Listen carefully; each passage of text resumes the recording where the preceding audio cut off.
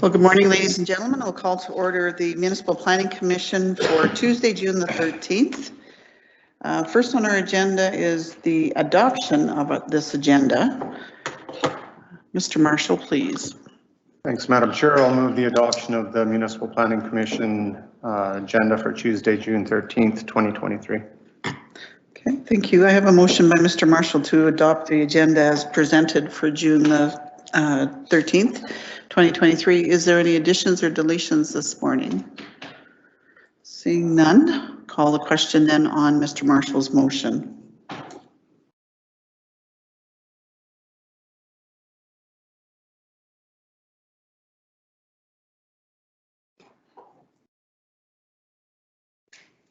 That motion is carried. Item number 3.1 is the Municipal Planning Commission meeting minutes. There is no minutes today attached, so next meeting we'll have two meeting minutes to approve. So we'll move right away into item number 4, which is the subdivision applications. Under item 4.1, I'm looking for the applicants James and Deanna Stark, Chris Chason from Velocity Group, please. Good morning, Chris. Good morning, Samuel. Go ahead when you're ready, please. Thank you, Madam Chair. This application is located on the northeast 572-8 west of the 6th, located approximately 4 kilometers north of the town of Wembley and 1.6 kilometers west of Highway 724, east of Woodland Acres. The application is to subdivide one lot totaling 6.066 hectares as a farmstead separation. The applicant describes the topography as sloping. Access is from Range Road 84. Land uses in the area consist of agricultural and country residential CR4 and CR5 districts. Administration anticipates minimal land use conflict to arise from this application. The municipal development plan designates this site as country residential. Section 7 of the MDP is most relevant, and this application is consistent with the policies in Section 7. Public Works requested road widening and an approach into the balance, certified that the approach to the proposed lot is to county standard, and there were no further comments of concern. Administration is recommending that subdivision application PLSUB 2023-0149 to subdivide one lot totaling 6.066 hectares or 14.99 acres within Northeast 572-8 west of the 6th be approved, subject to the following conditions. All outstanding taxes to be paid in full, the applicant to provide an access approach into the balance of the quarter to the satisfaction of the County of Grande Prairie number 1 and in accordance with the minimum design standards for subdivision and road construction prior to final endorsement of the subdivision, and the applicant to provide 5.03 meters of road widening by caveat of the east boundary of the balance of the quarter section as per section 662 of the Municipal Government Act. Option 2 is as the Municipal Planning Commission directs, and I can answer any questions. Thank you. Thank you. Chris, was there anything you'd like to add or for clarification? No, I think it's pretty straightforward, just a single lot subdivision. Okay, thank you. Anyone else in the audience wish to speak to this application? Seeing none, I'm going to go to the board then. I believe Mrs. Rosewald, please, first. Thank you, Madam Chair. So I'm just kind of curious, as that's a farmstead in there? Like that's an old farm site in there? Like I don't see any. I just see a couple, like a trailer or something in there. I don't see. This aerial doesn't show it, but there is an existing house there. Where? Okay. Okay. That answers your question? Yeah. Okay, thank you. Mr. Marshall, please. Yeah, thanks, Madam Chair. There is an old building in there, but they do have a new trailer in there now. There's an older building in there. This is a bush quarter, so I'll move approval with the 3 conditions. Okay, thank you. I have a motion by Mr. Marshall of approval of the application for James and Deanna Stark with the 3 conditions as presented. Is there any further discussion on his motion? Seeing none, I'll call the question, please.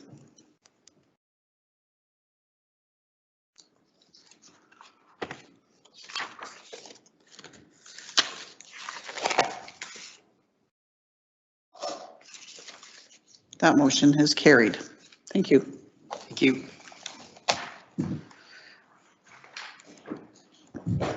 Great. Our next application is under item 4.2. This is an application for Joyce and Claire Teflin and Helix Surveys. Good morning, Valerie. Good morning. Go ahead, Sam, when you're ready, please. Thank you, Madam Chair.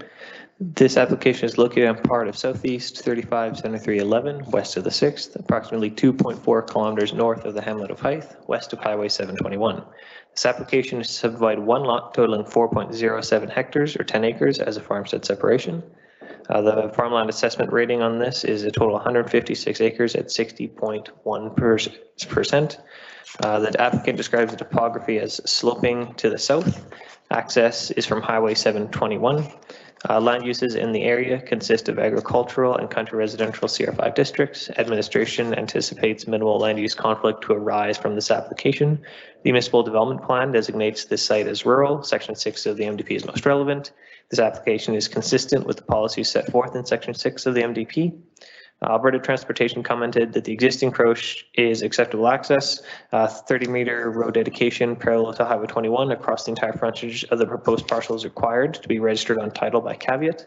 And we will have some further clarification from Alberta Transportation as there was already road widening taken. So we need to clarify if they want the full 30 meters or if it's going to be 25 meters, and that's reflected in the change to condition 3 that you will see in a minute. Alberta Health Services commented that we should consult Alberta Energy Regulator for Sarga setback distances, and the existing well within, there's an existing well within demolished house. Ensure that the well is properly decommissioned and notify Alberta Health Services of any evidence of contamination. There were no further comments of concern. Administration is recommending approval. Administration is recommending that subdivision application PL SUB 2023-0140 to subdivide one lot totaling 4.07 hectares or 10 acres within part of Southeast 357311 west of the 6 be approved, subject to the following 3 conditions. All outstanding taxes to be paid in full.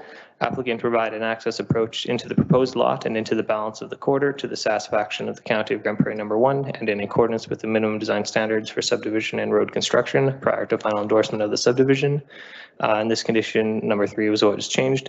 As per the requirements of Alberta Transportation Economic Corridors, the applicant is required to provide a service road dedication by caveat extending across the entire highway frontage of the proposed Lot 1, Block 1. Option 2 is as the Municipal Planning Commission directs. Thank you, and I can answer any questions. Thank you. Okay, Valerie, was there anything that you'd like to add or ask for clarification? Thank you, Madam Chair. And nothing to add on this one. We're fine with the 3 conditions with the revision to the 3rd. Okay, thank you. Anyone else in the audience wish to speak to this application? Okay, seeing none, I'll go to the board. I believe, Mr. Peterson, this is in your area, is it not? Yeah, we're just waiting to see if anybody had anything to say on it, but Any if not, I move option 1 with the 3 conditions. And number 3 as amended by administration, is that right? Correct. Okay, it is right when you correct me. Yeah, thank you.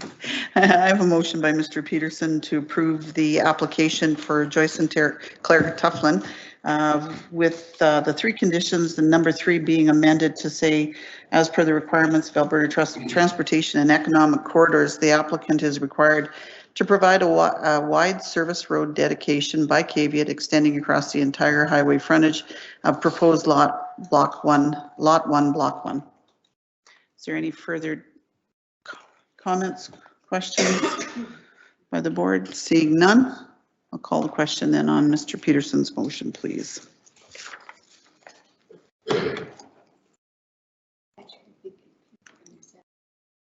Yes.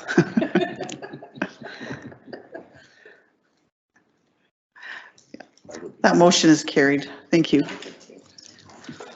Thank you. Thank you.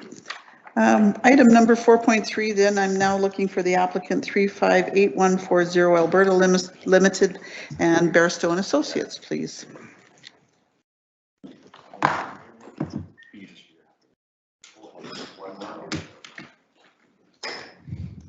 Go ahead, Sam, when you're ready, please. Thank you, Madam Chair.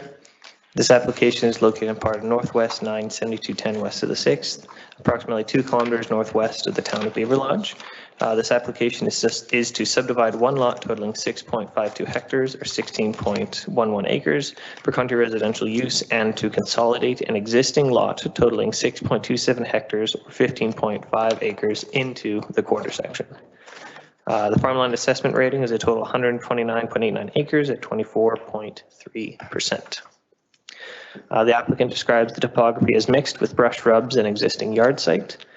There was potential for flooding, subsidence, or erosion identified. There's a floodplain on the east portion of the property.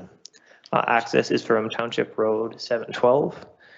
There will be upgrades required to the waste system, and land uses in the area consist of agricultural and country residential CR5 districts. Administration anticipates minimal land use conflict to arise from this application.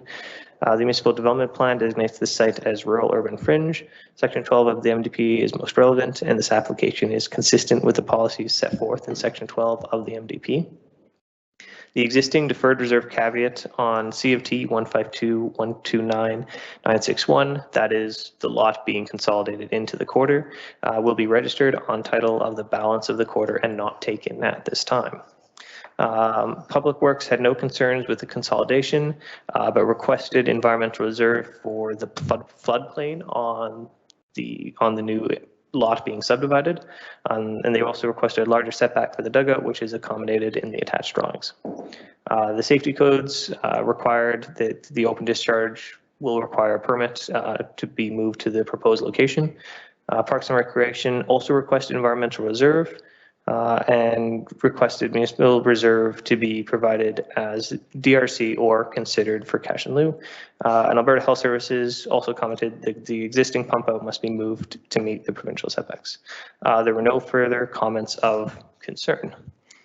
Administration is recommending option 1, that subdivision application PLSUB 20230082 to subdivide one lot totaling 6.52 hectares or 16.11 acres to consolidate an existing lot totaling 6.27 hectares or 15.5 acres into the quarter section within part of Northwest 97210 west of the 6th to be approved, subject to the following 5 conditions. All outstanding taxes to be paid in full. All existing sewage disposal systems must be upgraded to comply with the current Alberta private system standard of practice. The system must be permitted with an Alberta Labor Authorized Accredited Agency and have a satisfactory inspection report showing it meets the regulations at the applicant's expense. The applicant to provide an access approach into the proposed lot and into the balance of the quarter to the satisfaction of the County of Grand Prairie number 1 and in accordance with the minimum design standards for subdivision and road construction. Prior to final endorsement of the subdivision. Number 4, municipal reserve to be provided by way of cash in lieu in the amount of $6,000 per hectare on proposed block 1, lot 1. The area to be based on the total area subdivided on the final subdivision plan, based on tentative plan of subdivision of 6.52 hectares or 16.10 acres. The estimated municipal reserve owing is $3,912. That's calculation of 0.652 hectares times $6,000 per hectare. And number 5, the applicant to register an environmental reserve easement to the satisfaction of the County of Grand Prairie number 1. And there is a proposed drawing attached outlining that area. And option 2 is as the Municipal Planning Commission directs. Thank you, and I can answer any questions. Thank you. Cody, good morning. Good morning, Cody with Bearstone Associates. Today I'm joined with Delane Weeks, our wonderful client. Thanks for the opportunity to speak on this today. We'd like to discuss option 1, conditions 1 through 4 we accept. Today we'd like to speak to condition 5 and some of the impacts it will have on the current application. So, Delane. First, my name is Delane Weeks. I am a 50% shareholder of the applicant here, 358140 Alberta Limited. My brother is Tom Adams and he owns the other. These properties have been in our family for 70 plus years.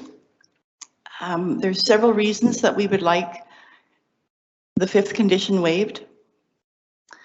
First of all, we've always used these properties for livestock for decades. We have ran a cow-calf operation for several decades. We ran bison down there, and there are currently feeders grazing in that area. Keeps the grass down, reduces fire hazard, and ultimately it's always had a setback from the river.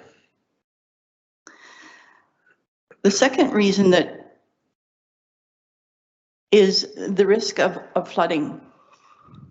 I went back historically. The last big flood in that particular section was in 1963.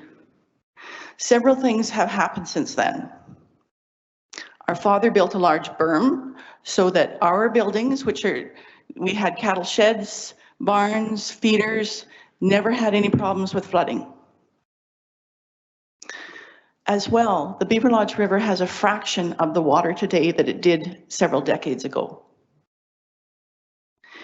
So we don't see the water, we don't see the floods that we would have 50 or 60 years ago in that particular section. But most important, Mother Nature stepped in 40 years ago. The Beaver Lodge River traditionally had a lot of S-curves in it, which allowed on every curve the ice to pile up. We had a cut bank that we look at from that house. And of course, the river used to eat away at that. 40 years ago, the river cut its own path, a straight path, which cut out that S-curve, which also allowed the ice to move through when there was sufficient water in the river. So as a result, we haven't seen flooding in that section in decades. There is little risk with the amount of water that the Beaver Lodge River now has. It does not flow year-round any longer and hasn't for a very long time. So we think it's prudent to keep that land in place as an environmental agriculture or as an agriculture use and allow us to use that acreage in the manner in which promotes agriculture, livestock production in the area. It also makes it a far more attractive property because people that want some horses or they want cattle, they want to do some other enterprises. As well, like I said, we've had barns, cattle sheds, feeders, bins there for decades. So on that basis, we would ask that the fifth condition, taking acreage for an environmental reserve, be waived in this case. Thank you. Is there anyone in the audience wish to speak to this application? Seeing none, I'm going to go to the board then. Just for clarification on this particular, this is, if I read it right and understand it right, so it's basically a homestead separation with a consolidation of another lot to 31 acres. Is that right? Almost. There is also another parcel off of the quarter north of that road. It's a silly little thing. Mm-hmm. So yeah, it's not officially a farmstead separation, but essentially, yes. Okay. And Madam Chair, if I may, what you're touching on is the intent of the consolidation to say this was to try and keep this as farmstead separation as possible. Unfortunately, segregated by the road, there is a small lot just on the other side of the road, which is still considered part of this quarter section. That's the only reason that I guess certainly that doesn't have the designation as a farmstead separation. But I guess my question is because it's gone from a 16 acre to a 31 acre, right? Makes it larger, and it certainly allows for more traditional agricultural purposes than it would if it was a 10 acre parcel, which is for the zoning or primarily a country residential lot, which is the intent of it is the residence, not the agricultural portion of it. Okay, anyone else questions? I think Mr. Harris, this is in your area. But I do. No, sorry, it's Mr. Marshall's. Okay, sorry. Go ahead, Mr. Harris. Thanks. My question is for administration. Can you tell me the reason you're asking for environmental reserve? It was identified by both our internal parks department and our public works department as a flood area, and so under the MGA, anything that is considered environmentally sensitive or should be preserved in the case of flooding is something that can be taken as environmental reserve. Could you show me on the map what you're asking for? Is that the map that's got the crosshatch in it? Yeah. So this area here is essentially, I guess, I want to say, for lack of a better word, the cliff above the river. And so all of this would be the low-lying considered floodplain area. So just a question of logic then. Why are you asking for the environmental reserve there and not off the rest of the quarter? It is my understanding of the MJ. It's worded that you can take environmental reserve on the lands subject to subdivision. And so Public Works had asked if we could do it on the rest of the quarter. And it was my understanding that we were only going to do reserve on the parcel being subdivided and not the balance. So is there any other way you can do it besides environmental reserve? Could you put in we've always done no build zones, right? And I understand that on a floodplain, right? Mm-hmm. But environmental reserve is you can't use it for anything. Mm-hmm. Yes, there's options. You can do environmental reserve easement, which is similar to environmental reserve, except it's just an easement on the parcel. And you can also do, as you said, a no build zone as well. We were asking for environmental reserve. I believe it was an easement. Yes, we were asking for an easement, so we wouldn't be taking it as its own parcel. But if it's council's direction to go for a no build zone, that can be your goal. Would that satisfy the concerns of the county if it was a no build zone? That's what you're worried about, is someone building there, is that correct? Yes, I think that would satisfy our concerns. So I would then address the applicant and say, would that satisfy your concerns if it was a no build zone instead of environmental reserve? Respectfully, we've already built down there. So it's. Sorry, it's an easement that they're suggesting, not a reserve, right? I believe. Okay. Yeah. Just so there is a difference between the easement and a reserve.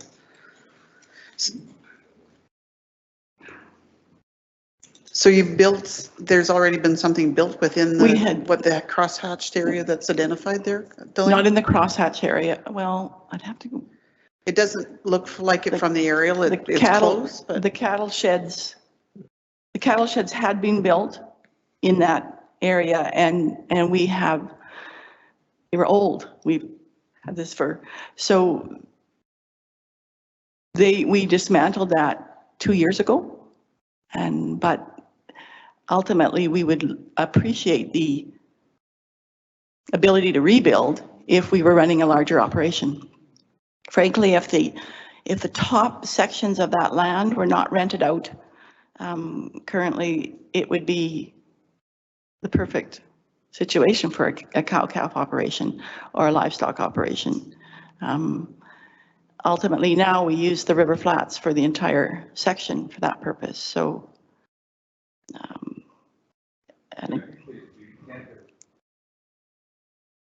the intent of a no build zone is for no residents built there. I don't know if we're worried about cow sheds or accessory shelters or things like that. Anything that's built that actually is a permanent structure, right? They'd still need a development permit, and the concern is we've had in the past where there's been a potential for flooding, that somebody's built a shop and then has water lay for certain months of the year. So it's not just for the residents, it's any permanent structure. And just for clarification on that, any agriculturally related buildings do not require permits, but they would still not be allowed in the no build zone. Okay. Mr. Marshall, please. Yeah, thanks, Madam Chair. So this is just on the acreage that you're looking to subdivide. The rest of the quarter, there's no environmental easement being taken on it. So on that 10 acres or 16 acres, 16.11 acres, or which one? Okay. Okay, it's either the 15.5 or the 16.11. That piece there, if you do a no build zone, you can still run your cattle operation and stuff in that area. If you need to put any buildings and stuff that are permitted, that at least gives you flexibility around that. I mean, what we want to do is protect. If we allow a building down there and something happens, then it's on us, and we're not willing to take that risk. So this at least gives you the option of running a cow-calf. If whoever buys that quarter, that subdivided part, if they want to have horses or whatever, you could have your horse sheds and stuff up on the higher land and stuff with out the build zone and the livestock could still go down into that area and you'd still have that option. You could still utilize that land, where if you do the environmental easement, from what planning told me, you basically sterilize that land. So this gives you the option of using it still with the no build zone. And the no build is any build? Doesn't matter what? It would, if you want to put fences and stuff down there, corrals, I don't see that that's going to be the issue. It's a structure itself. If you're going to build a structure down there, that's the issue. So I guess the request for yourself, if I understand you, Delane, is that presently there's infrastructure that's already there, buildings and everything else that's outside of the crosshatched area. There's nothing inside the crosshatched area where the recommendation is for an environmental easement.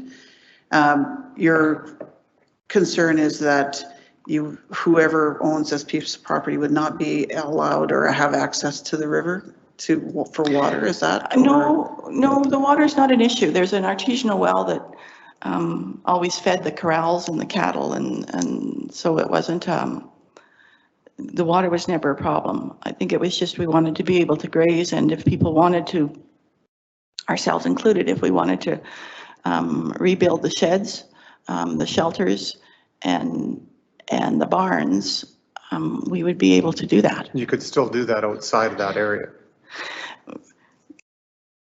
It's only within that subdivision that you're looking at that the easement is being applied, or the no build zone, or whatever we choose to do there. Anything outside of that on the rest of the quarter is not being impacted for your ability to use. I believe that there's potentially two different owners at some point, right? And that's maybe the concern. But if you went with a no build zone, you could still utilize the crosshatch area. Whoever is living in that subdivided area, they could still utilize that for livestock. If you went with a no build zone,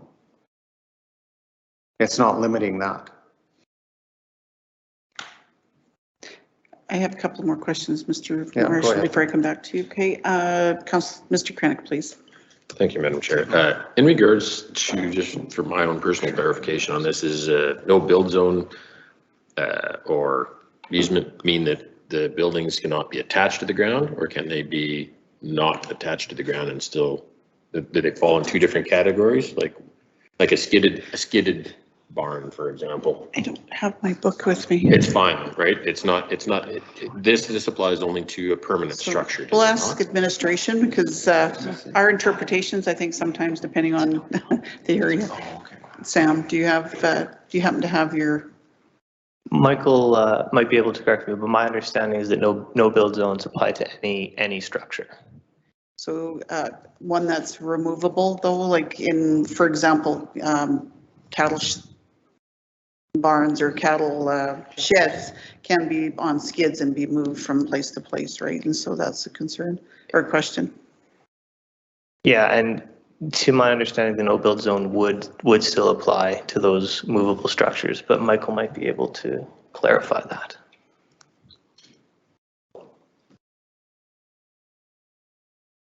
Good morning. Michael's the planner with the County of Grand Prairie, so just go ahead, Michael. Thank you, Madam Chair. So Sam is correct. The way the no build zone caveats are worded, it basically applies to any structure, whether it's on skids or not. And also when reviewing our own development permits, we do require permits for structures on skids, because they're still considered structures in our land use bylaw. So when we review our permits, we would see that there's no build zone there, and that would sort of block that permit. How about, and fence lines are the same application then? They can't put fence lines? Fence lines don't require permits. We typically wouldn't see that. In practical sense, it probably wouldn't be an issue to put a fence on there. Okay. That's your question, Mr. Krennic. Mrs. Rosewall, please. Thank you, Madam Chair. So I understand that it hasn't flooded in many, many, many years, but I would be concerned in case, because as a cattle producer, I would hate to see a barn down there or a calf shelter down there, because generally our flood period or potential flood period is during calving season or just after calving season. And those fluke floods are what get us. And I've seen calves go down the river when there's been floods. They're just lost because there's no chance for them. And so as a cattle producer myself, I would really have a problem allowing any buildings to be built down in an area that could potentially, I'm not saying it does, and I understand, like I understand the area. I understand it hasn't for many, many, many years. But I just can't see putting in where there's the opportunity, we're trying to protect our residents and our community, and that's why we do the no build zones or the environmental reserves. It's not that we're trying to diminish what our residents can do with their property. It's just that we're trying to protect the future, the people that are coming maybe after you, because all of a sudden you've got a property down there and you've sold the property and all of a sudden they're coming back, well, why did you guys allow this? And that's kind of our liability issues, as well as protection of your property, as well as your future people, your children's properties, all this other stuff. So we're just trying to protect. So I would be concerned about putting any kind of calf shelter or barn or anything in a potential flood zone. Respectfully, I hear you loud and clear, and I think as a resident of the county and even following our family legacy, we took measures to make sure that that didn't happen. But more importantly, the cut of the river has changed, and that's probably the biggest factor alone. If you allow ice and water to move, it doesn't flood. And that's what's happened. I mean, like I said, we looked at that cut bank that is now filling in with trees because it hasn't had any water through there in decades. So I want to ask this question. If we choose not to subdivide and we go build barns and shelters down there currently, that is at our risk. That is it, right? I mean, you couldn't, and ladies and gentlemen, would be idiots to go take risk with all the previous expertise of 70 years of living on the property, and what you're describing would be idiotic. So, but answer the question, am I right? If we didn't subdivide, we could go rebuild the sheds and add additional shelters out in the flood, what you're defining as a flood zone. Is that correct? Mm-hmm. Yep. And just for clarification, on this actual subdivision, by the land use bylaw, it does say animal units shall be limited based on the lot area as follows. 4.1 hectares, 10.1 acres to 20 acres, 12 animal units are the maximum on this. 12? 12, yeah. So, we are talking about a very small number of animals in comparison to what you would have if you didn't subdivide, basically do the farmstead separation on this particular piece of property. Mm-hmm. Just before I move to everybody to the other questions, Sam, do you have the definition of an environmental easement? I was looking for it in the land use bylaws and I couldn't find it. It isn't in the land use bylaw. It would be in the MGA. Okay. I do not have it memorized off the top of my head. It's 52. I'd like to know what the definition and what the permitted uses are in environmental easement, please. The permitted uses, that one I do know. It's the same as an environmental reserve, so it must be left in its natural state. Well, if it's naturally already have animals units on it, does that include the animals? No. So. Yeah, no, I know, that's what I'm saying. In a conservation easement though, does it have a different you're allowed to continue the practices that are presently happening on a conservation easement, right? That one, I could not confirm that. I know there's also some other considerations with the conservation easement. Some other benefits associated with it. But we had discussed that as well, and it was not an option that the applicant was particularly interested in either. I think, the board is trying to find a solution for both parties.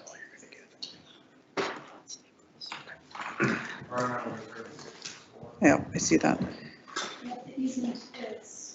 That's a reserve.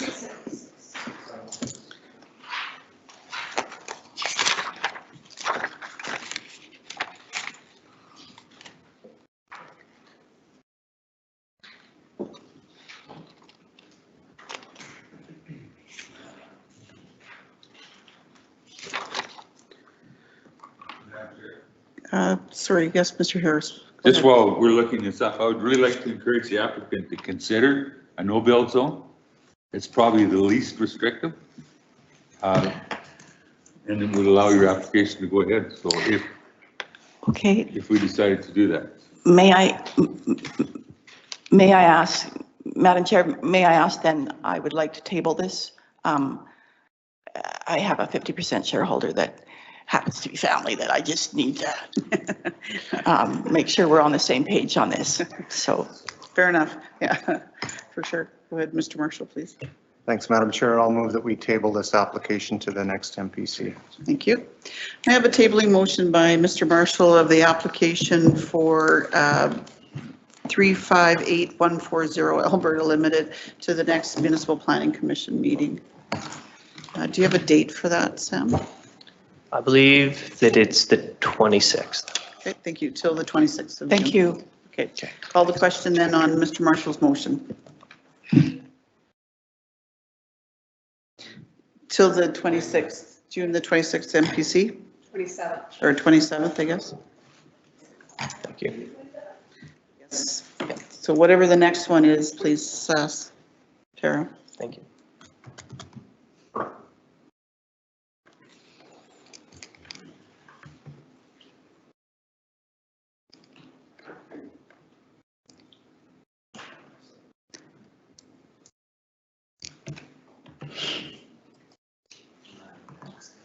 You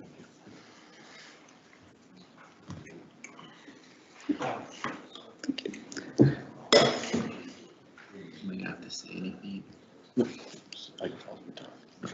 Yeah, no, that's good. Mr. Peterson, nope, he's voted. There we go. Thank you. That motion's carried. Okay, we'll move then to the next item on our agenda, which is the item 4.4. This is for Caleb Isaac and Bearstone Associates.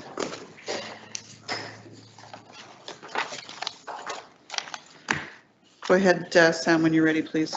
Thank you, Madam Chair. This application is located on part of Southeast 674-4, west of the 6th, located approximately 10 kilometers east of the town of Sexsmith, north of Highway 674. This application is to subdivide 3.76 hectares or 9.29 acres for residential use. The farmland assessment rating is a total 142.86 acres at 58.6%. The applicant describes the topography as flat. There were potential issues identified by Public Works for susceptibility to slumping or subsidence, as well as flooding. Access is from Range Road 45. Land uses in the area consist mostly of agriculture and CR5 districts. Administration anticipates minimal land use conflicts to arise from the application. The Municipal Development Plan designates this area as rural. Section 6 of the NDP is most relevant. Policy 6.9 of the NDP states in the area identified as rural, the maximum area available for subdivision of better agricultural land with a farmland assessment rating between 40 and 59% is 4 hectares or 10 acres per quarter section. This application is inconsistent with Policy 6.9 of the Municipal Development Plan. However, a similar subdivision was previously approved on this lot, and the area has already been rezoned to CR5.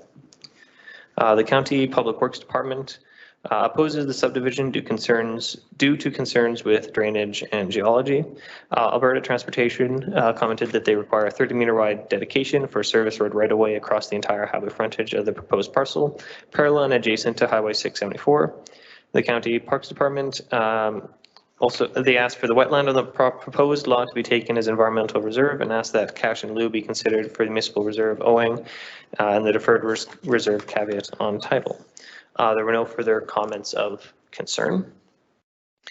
So administration is recommending option 1, that subdivision application PLSUB 2023-0111 to subdivide one lot totaling 3.76 hectares or 9.29 acres within part southeast 674-4 West 6 be refused subject to the following reason.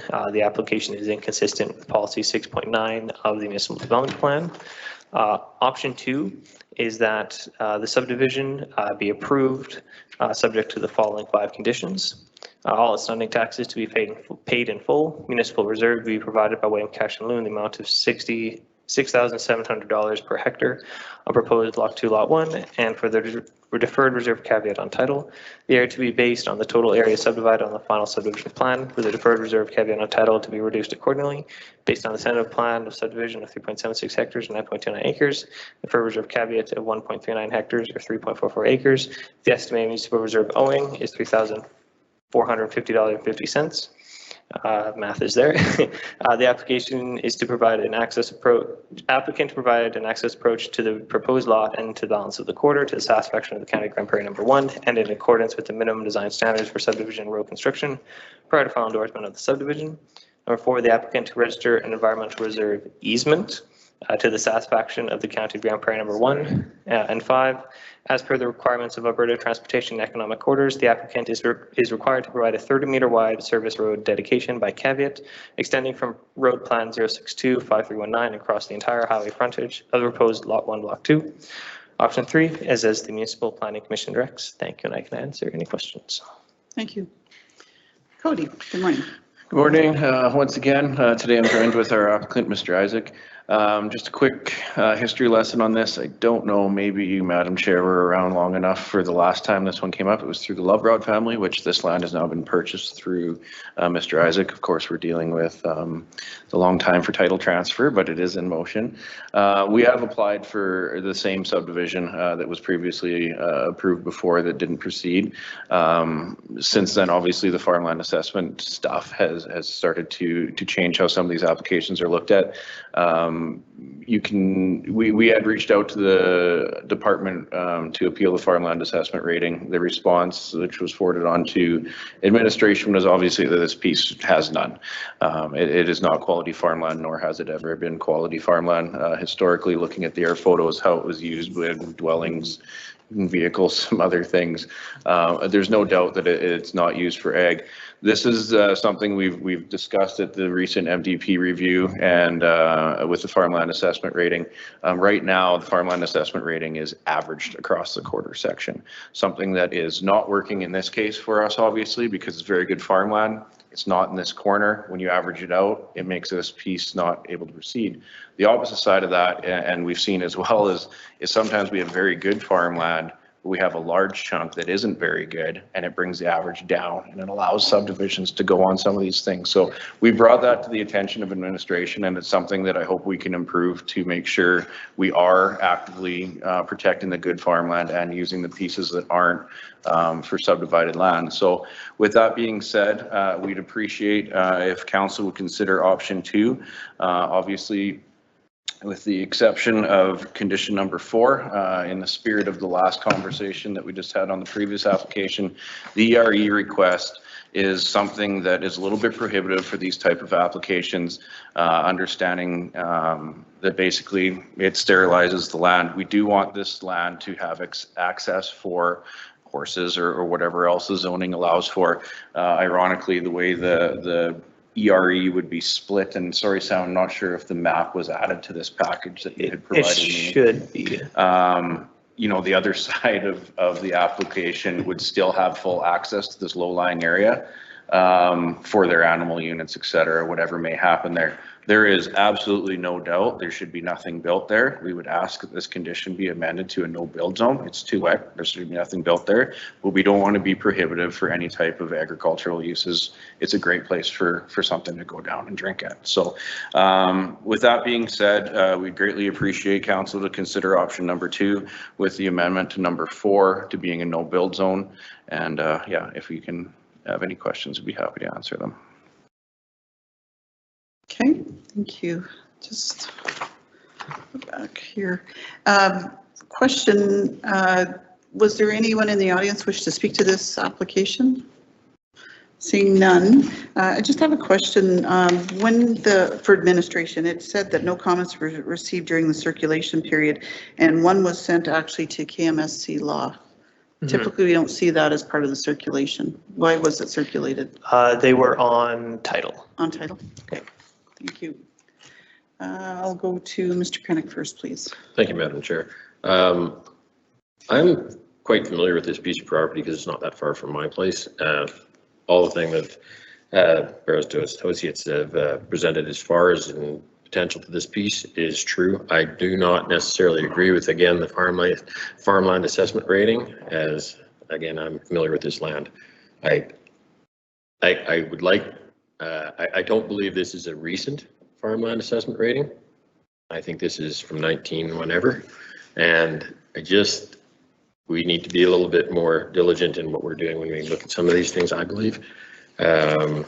So therefore, I'm in favor of this subdivision because I don't see any negativity to it. It's not farmed. It can't be farmed. It's not quality enough, and it's sloped in a little bit and whatever, and people just haven't done it for years, and I'd rather see it looked after than left. So that's where I stand on this one. Okay, thank you. I'm going to go to Mr. Marshall next, and then Mr. Balderson, please. Oops, sorry, just a moment. I got too many lights open on here. Go ahead, Mr. Balderson. Thank you. I'm also familiar with this piece, and I agree with Mr. Krennick. I would support him on this. Mr. Marshall, please. Thanks, Madam Chair. Just a question, because we've had other applications come in the past, and even though we've had councillors say that it's no good farmland, we said that we need to follow the procedure and have it be assessed, and then it has to come back. So if we've made other people do that, why are we not doing the same in this application, or have we done that already? So like they already like went to assessment and did like the appeal of it and got the reassessment, and like Cody said, like it came back and they said that it was not good. Then I'm okay with option 2. Then if they follow the procedure, that's the procedure we asked to be followed. So yeah. I'm good with option 2 then. Mr. Harris, please. Thanks, Madam Chair. I'm curious about the shape of the lot. So in the picture where you show the no build zone, the top is not a straight line, it has a notch in it. And in the other applications, it's a square. So which one are we dealing with? I can answer that question. So I apologize. I have the updated drawings, and Sam did put the no build zone on the updated one. When we went through the rezoning, the piece that's rezoned is actually in the jagged piece, or like the jagged. So we needed to amend the subdivision application to match the rezoning that already exists. And so that is the current form of this. Thank you. Good catch. Yeah. Yeah, so that would be on page 155 of 155, I believe, is where Mr. Harris is indicating that there's a different map than what's being applied for. Okay. Just a question for administration. Like we talk about a no build zone, do we actually have a specific site-specific build zone? I mean, usually we do things in more positive wording than a negative. No build zone does have negative connotations versus this is where you can build, right? Mm-hmm. Oh, that's when you say, what do you mean for site specific? Like a drawing for this subdivision? Well, site specific on the lot, if there's an area that they can't build on, but you can identify 5 of the 10 acres or whatever as being specific areas for building. I mean, it wouldn't necessarily be specific to the individual or they'd have to build their house, but they would know where they couldn't build, which is very similar to a no-build zone, but at least it's in the positive versus in a negative connotation. That, no, like we don't designate a build zone on subdivisions ever. We have to determine prior to subdivision that there is a suitable build site. Building site, yeah. But it isn't something, we don't put on title that this is your build area. Because we have in the past, I know in a rural estate lots on a subdivision, because there was trees in areas that we wanted to protect the foliage or whatever in that area, right? So Gotcha. we had specifically said where they could not build. And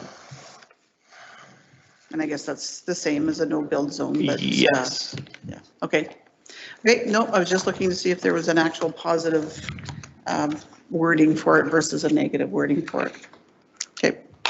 All right, Mr. Krennic, did you want to speak to this again, please? Yeah, so then just for clarification on number 4, it was to be amended to say what exactly was the comments. It was amended to say that there would be a no build zone in that specific. Yeah, if we could have that amended to the no build zone for what was presented by administration, we have absolutely no issue with the area they've asked to be set aside to not have anything built on it. You know, if we wanted to reference that map as a no build zone that's been supplied by administration, we would fully accept the fact that we can't build there. It's impossible. So, yeah. Yep. But it still allows the applicant to use it for grazing horses, cattle. 100%. Okay. Sam, sorry, go ahead, Sam. So wording then for item number 4, applicant or administration's identified a no build zone as per the map identified. Yeah, it isn't like an officially surveyed map, so I'd be hesitant to refer to it. I think we'd want Cody to send us a more official drawing to refer to it in the condition. But for this, I think we could award it as applicant to register a no build zone to the satisfaction of the County of Grand Prairie, number 1, if that. Okay. To register a no build zone instead of the environmental reserve easement. Okay, so number 4 would be amended to say applicant to register a no build zone to the satisfaction of the County of Grand Prairie, number 1. Okay, Mr. Krennic. Thank you, Madam Chair. Then in that regards, I would like to move option 2 with the amendment to item 4. Okay, thank you. I have a motion by Mr. Krennic of approval of the application from Mr. Isaac with the 5 conditions, pardon me, with number 4 being amended to say the applicant to register a no build zone to the satisfaction of the County of Grand Prairie. Is there any further discussion on Mr. Krennic's motion? Seeing none, I'll call the question, please.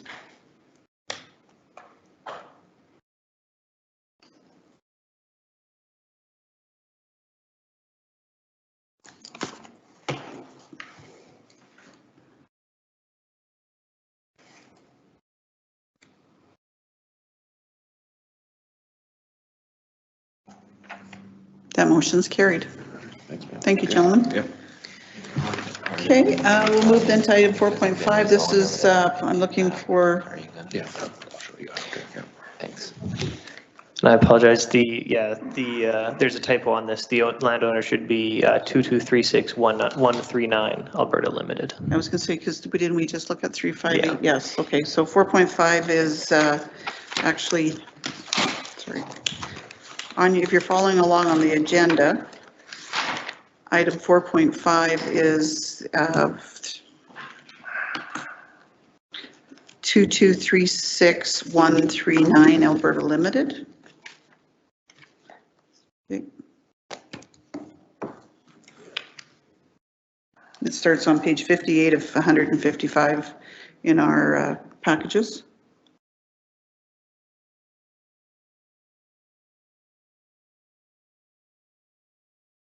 Yes, yeah, exactly.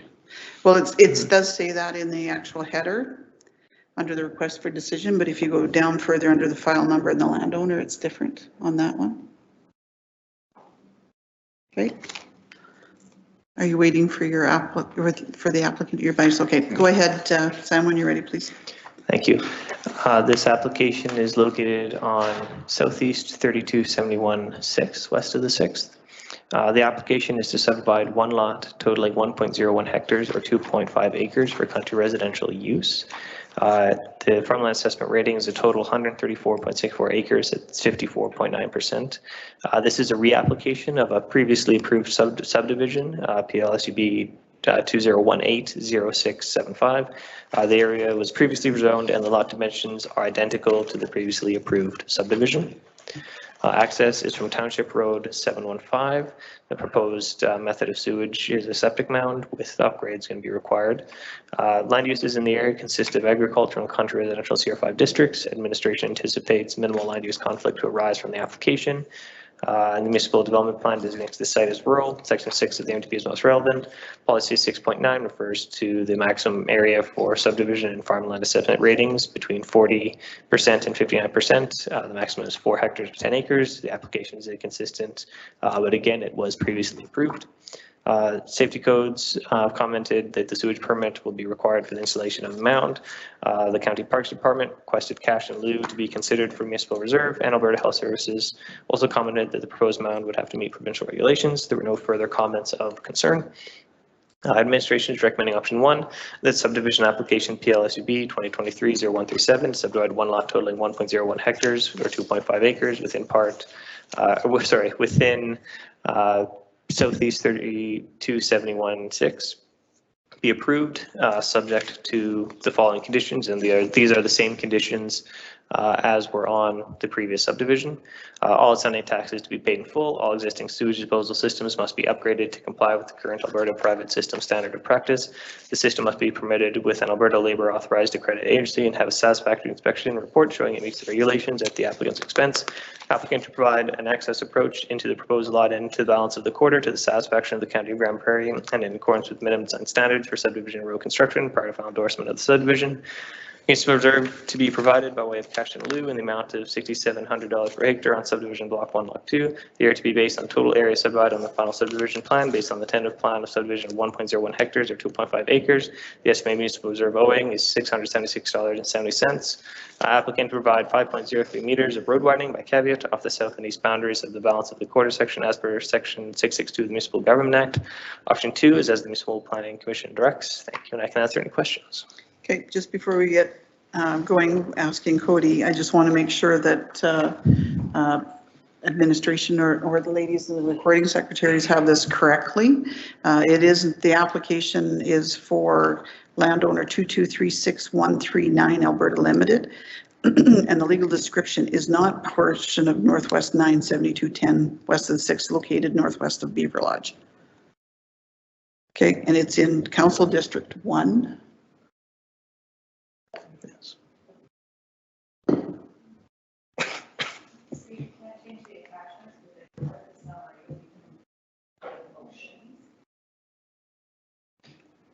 Well, it should be describing the application properly, though.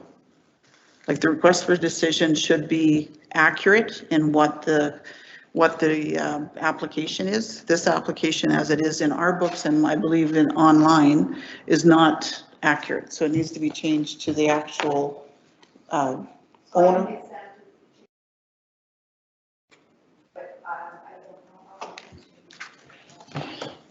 Because otherwise we're going to change it in the motions in the minutes when we see it. So it's going to be changed one way or the other. It might as well be changed today. Okay. Okay, we may have to ask Ledge Services how to change that, but.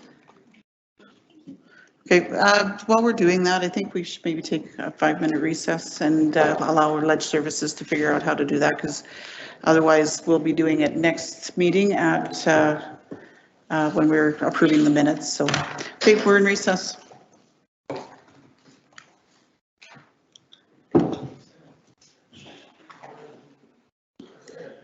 Only 5 minutes, Steve. 5?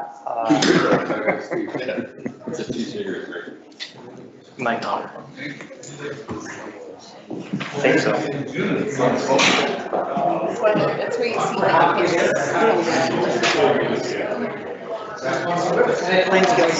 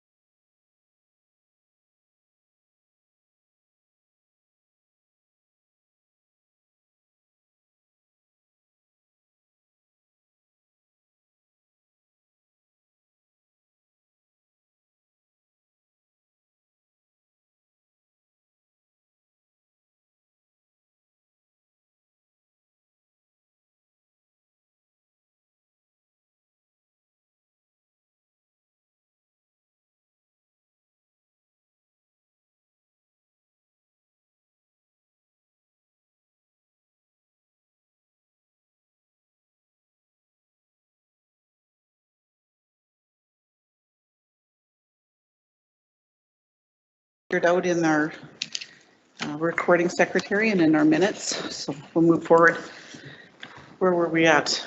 I was going to you, Cody, was that? Sure. Yeah.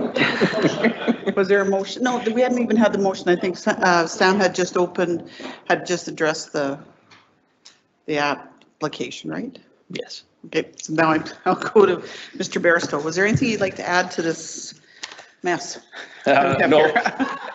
And in Sam's defense, we did identify that earlier, and so yeah, we were aware the quarter section number and the landowner were incorrect, but the subdivision number was right. So the summary is correct. We understand it.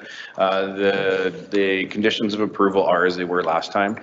Unfortunately for this applicant, we ran out of time extensions about 2 months before they finished their conditions of approval. So we have to follow the policies and procedures. So we had to reapply, and so nothing's changed. The conditions are completed. So we just need to formally reapply, and that's what we're doing. So thank you. Thank you. Is there anyone in the audience wishing to speak to this application?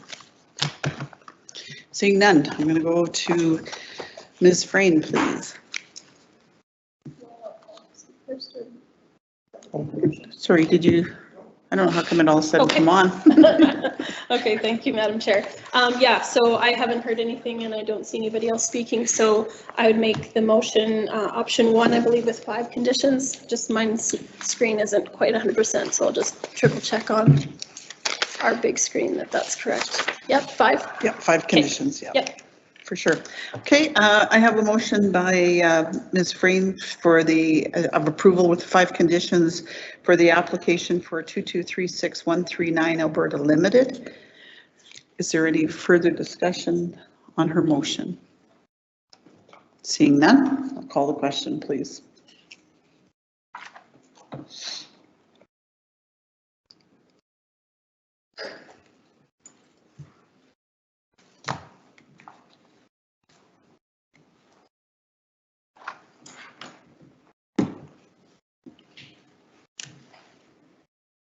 That motion's carried.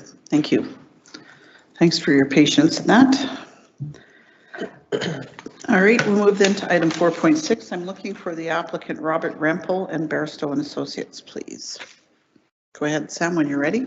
Thank you. This application is located on Southwest 2, 739 west of the 6th, approximately 2.4 kilometers south of Highway 672 and 3.4 kilometers east of Bush Lake. This application is to subdivide one lot totaling 6.48 hectares or 16 acres as a farmstead separation. The farmland assessment rating is a total 157 acres at 34.2%. The applicant describes the topography as flat with a yard site. Access is from Township Road 730. Land uses in the area consist of agricultural and country residential CO5 districts. Administration anticipates minimal land use conflict to arise from this application. Municipal Development Plan designates this site as rural. Section 6 of the MPC is most relevant, and this application is consistent with the policies in Section 6. Public Works requested road widening and an approach into the balance, certified that the approach to the proposed lot is to county standard. There were no further comments of concern. Administration is recommending option 1, that subdivision application PLSUB 2023-0165 to subdivide one lot totaling 6.48 hectares or 16 acres within Southeast 357311 west of the 6th be approved subject to the following conditions. All outstanding taxes to be paid in full. Applicant to provide an access approach into the balance of the quarter to the satisfaction of the County of Grand Prairie and in accordance with the minimum design standards for subdivision and road construction prior to final endorsement of the subdivision. And 3, applicant to provide 5.03 meters of road widening by caveat off of the south boundary of the balance of the quarter section as per section 662 of the Municipal Government Act. Option 2 is as the Municipal Planning Commission recs. Thank you, and I can answer any questions. Thank you. Cody, was there anything you'd like to add? No, fairly straightforward application. Just answer any questions if you have any. Thank you. Okay, thank you. Anyone in the audience wish to speak to this application? Seeing none, I'm going to go to Ms. Rosewald, please. Thank you, Madam Chair. I've heard no, this is in my area, and I've heard no comments or concerns about it.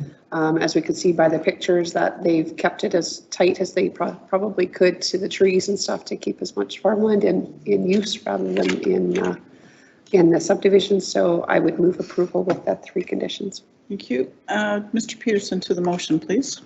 Just a small detail, I don't know if it matters or not, but the numbers are different in the header than they are in option 1. the numbers as, So Southwest 273.9 on the top and 73.11 in the option 1. under the administrative recommended action. You're correct. Yeah. Thank you. Just make sure we have that. So this, under page 73 of 155, under the administrative recommendations, option 1. This is the subdivision application PLSUB 2023-0140 to subdivide one lot totaling 4.07 hectares within Southeast 357311. I believe it should be Southwest 273.9. Southwest. Southeast of 2. Sorry, so that one at a time, please. Southwest 273.9 west of the 6.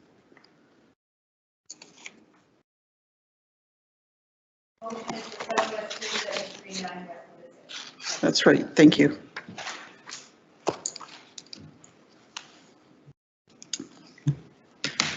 So the subdivision application is wrong as well. File number should be PLSUB 2023-0165. 0165.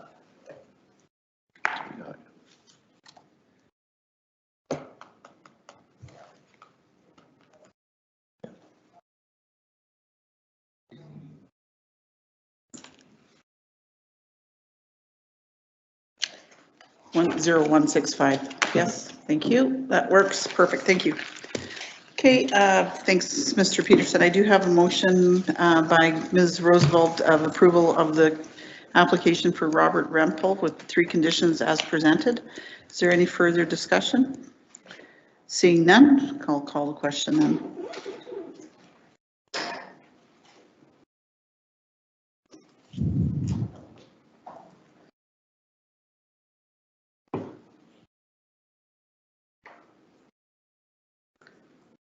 That motion's carried. Thank you.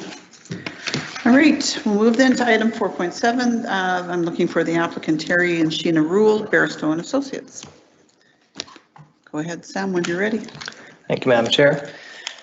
I swear this application is located on Southwest. You already looked ahead, didn't you? On Southwest 337210 west of the 6th, approximately 1 kilometer east of Highway 43 and 3 kilometers west of Hay Lake. This application is to subdivide one lot totaling 12.62 hectares or 31.19 acres as a farmstead separation. The farmland assessment is 155 acres at 53.9%. The applicant describes the topography as flat with an existing yard side and open field. Access is off of Township Road 725. Proposed method of sewage is a lagoon and there will be upgrades required. Land uses in the area consist of agricultural and country residential CR5 districts. Administration anticipates minimal land use conflict to arise from the application. The municipal development plan designates this site as rural, and section 6 of the MDP is most relevant. Policy 6.4 states in the area identified as rural, the maximum parcel size of 6 hectares or 15 acres for farmstead separation is recommended, but the size may be expanded provided evidence is provided to justify a larger size. Administration believes that the larger lot size for this application is justified based on the location of the existing yard site in relation to existing property boundaries. This application is consistent with all other policies set forth in section 6 of the MDP. Public Works requested road widening and an approach into the balance, and they certified that the approach to the proposed lot is to county standards. Safety codes commented that upgrades would be required as the existing lagoon is too close to the water well. There were no further comments of concern. Administration is recommending option 1, that subdivision application PLSUB 2023-0166 to subdivide one lot totaling 12.62 hectares or 31.19 acres within Southwest 337210 west of the 6th be approved, subject to the following 4 conditions. All existing taxes to be paid in full, applicant to provide an access approach into the balance of the quarter to the satisfaction of the County of Grand Prairie and in accordance with the minimum design standards for subdivision road construction prior to final endorsement of the subdivision. Applicant provide 5.03 meters of road widening by caveat caveat off of the south boundary of the balance of the quarter section as per section 662 of the Municipal Government Act, and all existing sewage disposal systems must be upgraded to comply with the current Alberta private system standard practice. The system must be permitted with an Alberta Labor Authorized Accredited Agency and have a satisfactory inspection report showing it meets the regulations at the applicant's expense. Option 2 is this as the Municipal Planning Commission directs. Thank you, and I can answer any questions. Thank you. Cody, was there anything you'd like to add? No, thank you, Madam Chair. Again, another straightforward one in our opinion. We'd be seeking option 1 be moved and approved. If there's any questions, please let us know. Thank you. Anyone in the audience wish to speak to this application? Seeing none, I'm going to go to the board. Mr. Marshall, please. Thanks, Madam Chair. So this application as it stands, I can't support. 31, 32 acres.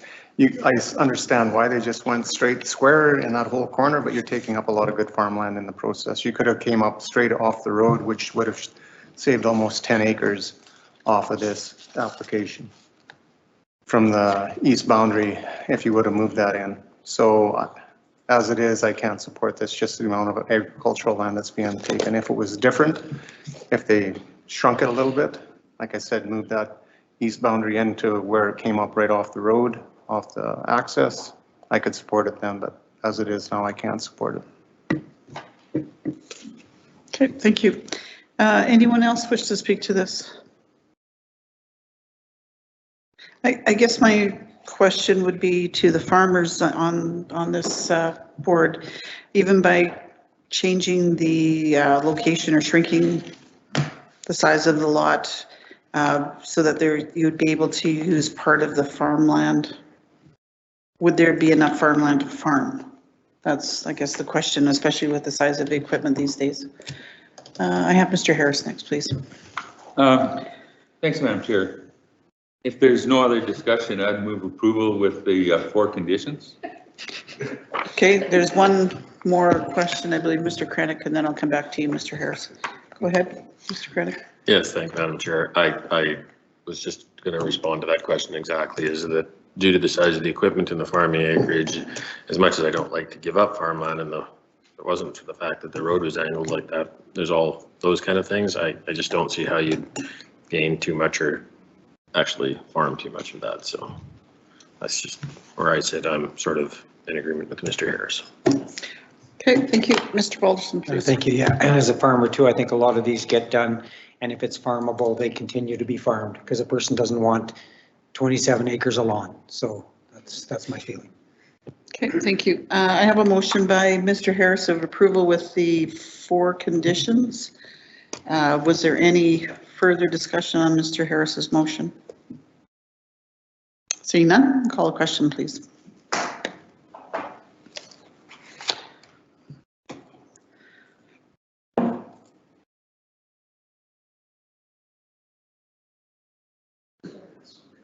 I was going to say we have 1 lone dissenter.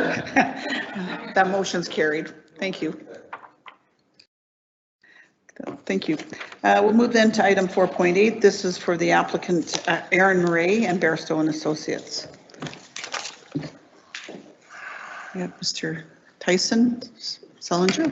Good morning. Good morning. I'll give Sam a break from presenting. Go ahead when you're ready, please, Tyson. Thank you, Madam Chair. So this is subdivision file PLSCP 2023-0064, located at part of Southwest 337110 west of the 6th, approximately 2.5 kilometers southeast of the town of Beaver Lodge, 2.5 kilometers west of Highway 722, and 1.5 kilometers south of Township Road 720, on the east boundary of Range Road 104. This application is to subdivide 1 lot of 13.38 hectares or 33 acres from part of Southwest 337110 west of the 6th. This portion of land is currently zoned as agricultural, and there is no intention to be rezoned at this time. In considering this application, the board must consider the following information in accordance with Section 9 of the matters related to subdivision and development regulations. First, the applicant describes the topography as flat with an open field. An unnamed watercourse determines the proposed lot's north boundary. No issues have been identified with soil characteristics, stormwater collection, or potential flooding. There is suitable access to the proposed lot from Range Road 104.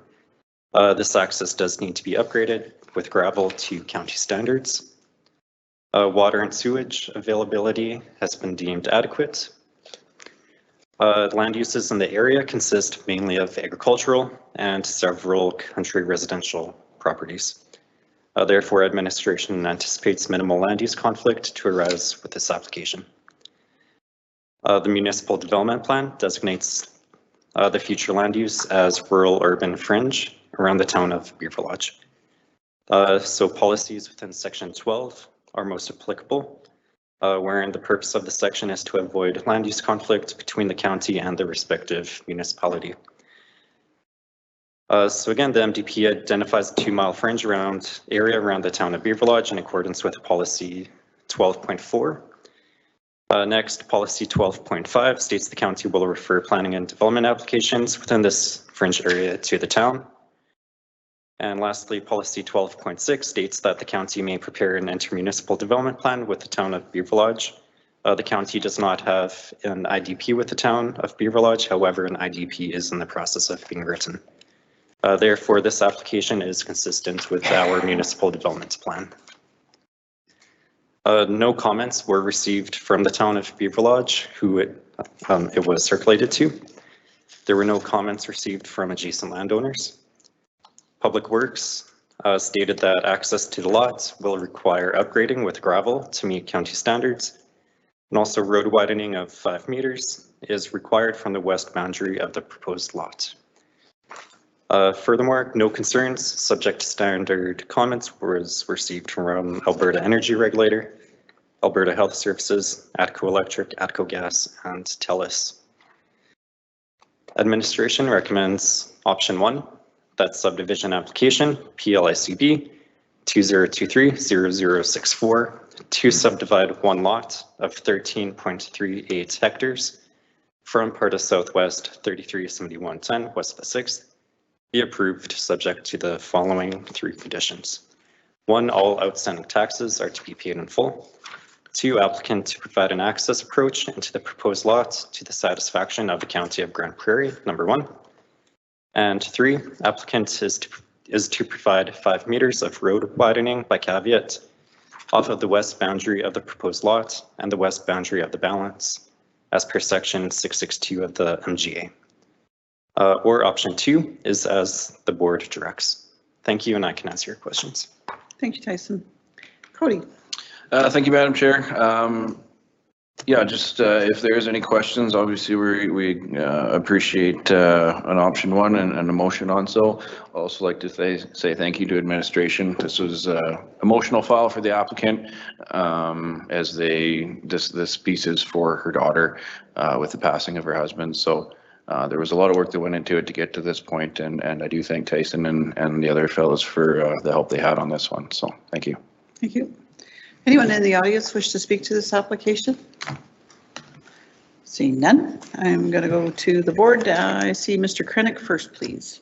Thank you, Madam Chair. Just a couple of questions in regard to the lot. The road that goes through the backside of the property goes to the gravel pit, the D-Ray operation. Oh, it's D-Ray. Okay. Yep. There you go. And the approach into the quarter, are you going to make another approach on the very west side in that space there? There's no. That's just. It just apparently it looks like a water run runs through there. Yeah, the approach would come off the road at the very skinny westerly side there, right there. Yeah, and it's lots of room for that, I assume. Yeah. Really read it, but yeah. Okay, thank you. Okay, Mr. Harris, please. Thanks, Madam Chair. Having heard no concerns or comments, I'd like to move approval with the 3 conditions. Okay, thank you. I have a motion by Mr. Harris of approval with the 3 conditions. Is there any further discussion on Mr. Harris's motion? Seeing none, call the question, please.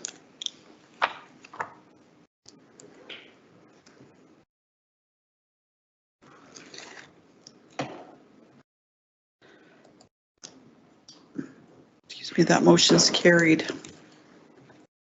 Pardon me, thank you. Okay, item number 4.9 is next on our agenda, and I'm looking for the applicants Terrence and Angie Burt and Emily Isley and Barstow and Associates. Okay, Tyson, go ahead when you're ready, please. Thank you, Madam Chair. So this subdivision file PLSUB 2023-0098 is located at plan, I should say boundary adjustment, between plan 832-1844, lot 1, part of Southwest 2371-7, west of the 6th, and part of Southwest 2371-7, west of the 6th. Located approximately 1 kilometer northeast of Dimsdale, 1 kilometer south of Highway 43, on the east boundary of Range Road 72.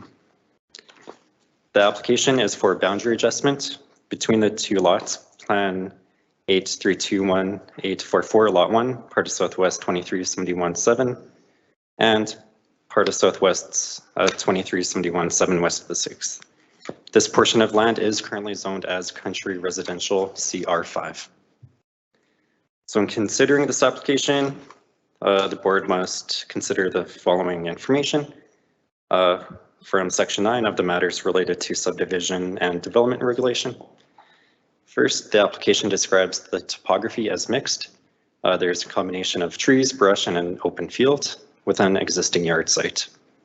No issues were identified with the soil characteristics, stormwater collection, or potential flooding. There is suitable access to Range Road 72 via the private road going through the property.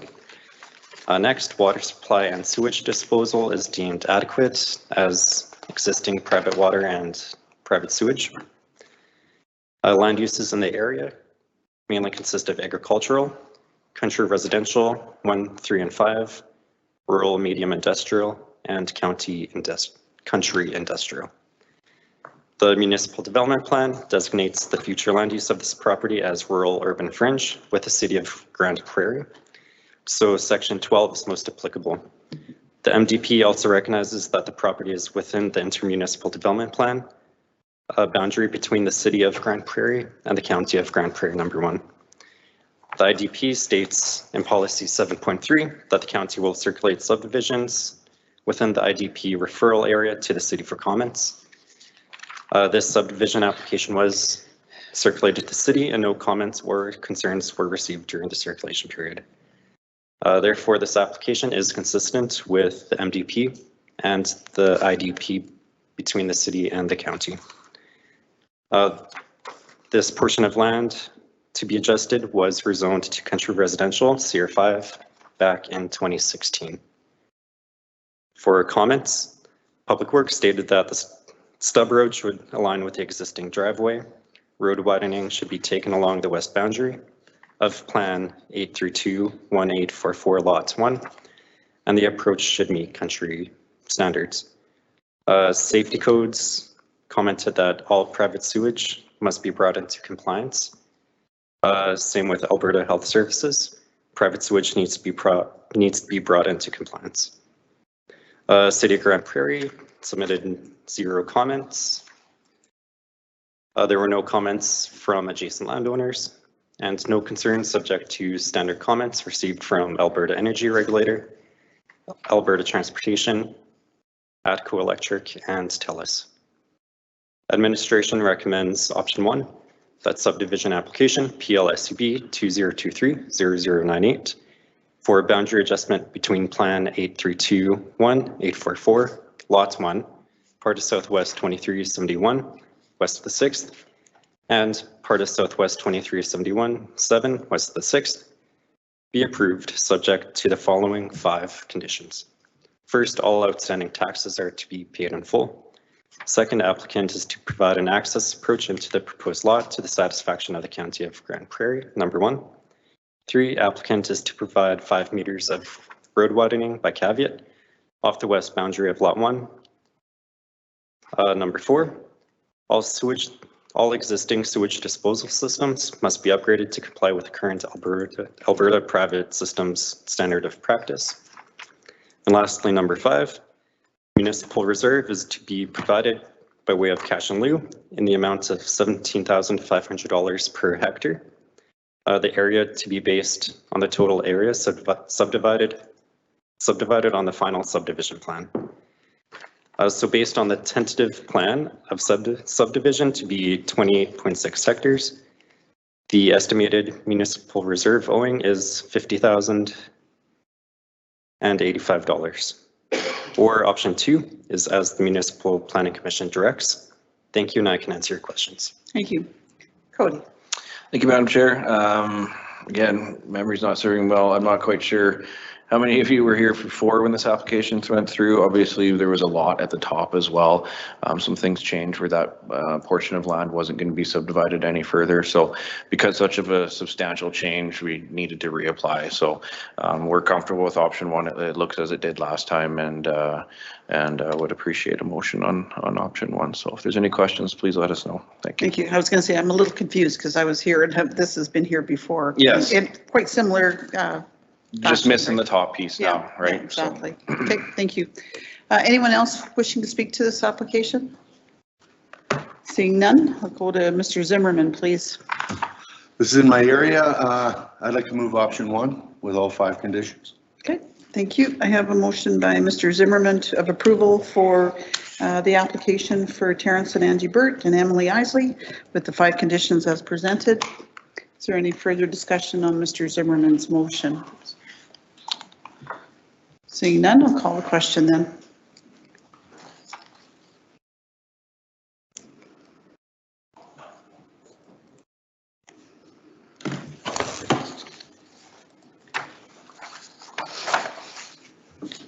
Mr. Peterson. Thank you. That motion's carried. Thank you. Thanks very much. That concludes our subdivision applications for this morning. We'll move then to item number 5, which is our development permit applications. Under item 5.1, I'm looking for a representative from Alberta Forestry Parks and Tourism. This is for an accessory use. Will there be anybody coming this morning? Okay, thank you. Go ahead, please, when you're ready, Michael. Thank you, Madam Chair. This development permit application is on Northwest 3075 west of the 6, located approximately 2 miles southeast of the city of Grand Prairie and adjacent to Township Road 704A and just south of the Mandalay Estate subdivision. The development permits for an accessory use intended for the staging area for the Wapiti sand dunes and for public access to the trails. So this application has been in the works for quite some time. The government of Alberta and the county, as well as the Wapiti Off-Road Association, or WARA, have been previously in discussion for a proper staging area to support trails in the area, with the end goal would be to have the staging area be designated as a trail area under the Alberta Trails Act. And the government of Alberta has applied for this application. Public Works had no concerns with this application and requested fencing along the north boundary of the property there to prevent access to the county's disposition or our trail area. The Parks and Recreation Department, similar thoughts. They requested a fence along the north boundary of the staging area as a condition of the development permit to prevent motorized vehicle access into the Evergreen Park disposition area, as they anticipate that once the staging area is constructed, they may see significant increase in traffic within that area. There were no comments received from adjacent landowners during the circulation period. This application was circulated to the adjacent landowners as well as all of Mandalay Estates. Administration is recommending option 1, that development permit application PLDEV 2023-0141 be approved subject to the following 5 conditions. Number 1, that the site is developed as per the site plan submitted. Number 2, that the development conforms to the district requirements of the agricultural district. Number 3, that the applicant shall obtain safety code permits to ensure the development complies with the Alberta Fire Code and Building Code. Number 4, that all construction debris to be contained within an enclosed area by way of waste bins and or temporary fencing to prevent from blowing onto neighboring lands. And number 5, that the applicant enter into a development agreement with the County of Grand Prairie for the provision of a fence or barrier along the north boundary of the staging area to the satisfaction of the Parks and Recreation Department. The fence or barrier is to prevent motorized traffic from entering lands to the north of the staging area. If you have any questions, I'd be happy to answer. Thank you. Thank you. Anyone in the audience wish to speak to this? Seeing none, this is in my division, and I was a little surprised to see it come because I hadn't had any chance to be involved in the conversation, even though the Off-Road Association had been part of the discussion. It's already a well-used area, and the road that's on Range Road 60, I believe it is, 60, into the Mandalay Estates area is well used by those off-road vehicles as well. So the comment about only fencing the north boundary, I would think that it would be appropriate to fence the west boundary as well, because it would help keep them off of the county road allowance and away from the residents that are already there. I had one call from a resident in that area that was looking to have the road paved. He thought maybe that might help, and I'm like, well, I don't necessarily think paving the road is going to help you keep people off of it, but if we're considering trying to keep them out of Evergreen Park, it would be nice to keep them off of Range Road 60 as well. So I'd like to see a condition of the fencing along the west boundary adjacent to Mandalay Estates. Thank you, Madam Chair. I think that would be fair, or it would meet the intention requested by our Public Works and Parks and Recreation Department, so that would be fair to add. Okay. So unfortunately, I can't make the motion, but I'd like whoever is going to make the motion to consider that as a friendly amendment to add the west boundary as part of the fencing requirement. Mrs. Roosevelt, please. Thank you, Madam Chair. I'll make a motion to what she said. With the 5 conditions and number, let's see, number 5 amended to be the west and north boundary of the staging area for provision of fence or barrier. No, west is to stay in there. West and north boundary of the staging area. Yep.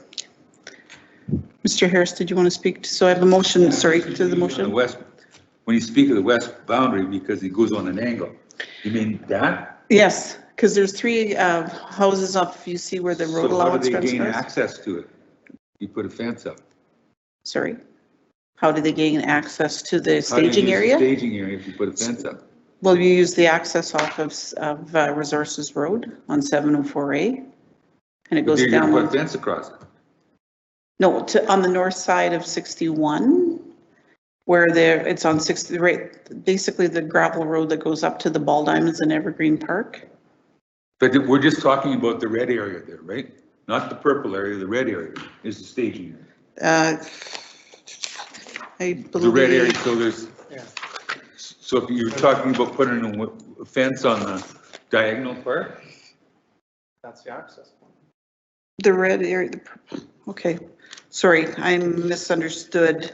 They would get access to that area through Range Road 61 still, though, I believe. And along the west boundary. Along that west boundary, yeah.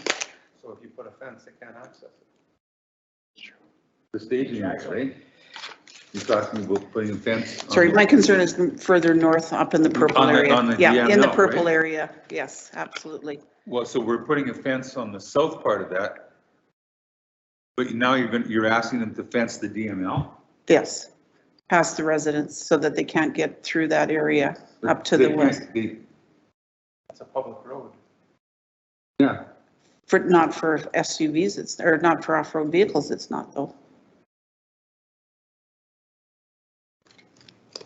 I've had multiple complaints by the landowners that are on those 3 acreages in that area, that's used, they come through not only the staging area, but through the purple area in the. So we're trying to put a fence on the north part of the staging area to keep them out of the purple area, right? Yes.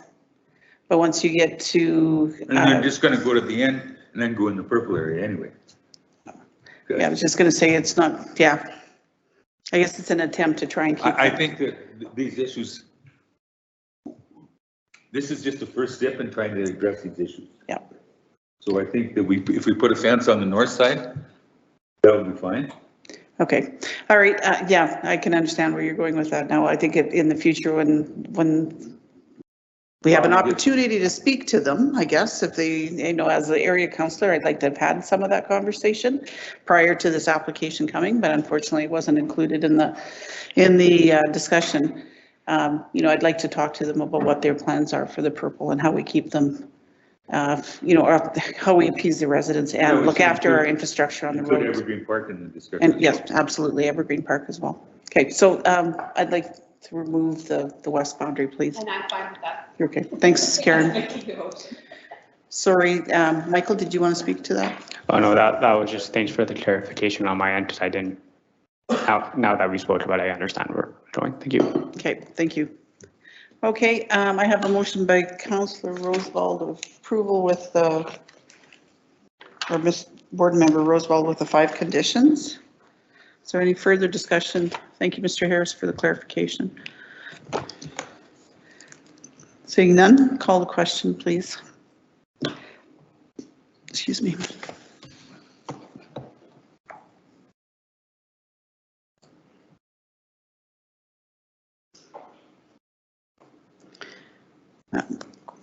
Motion has carried. And hopefully with that comes from responsibility from the province to look after it too. Thank you. Okay, so this morning our last application for a development permit is item 5.2. This is for Dave Milner Temporary Public Use Music Festival, Ranch Country Music Festival, July 4th to the 14th. Is Mr. Milner here? Good morning. Come on forward, please.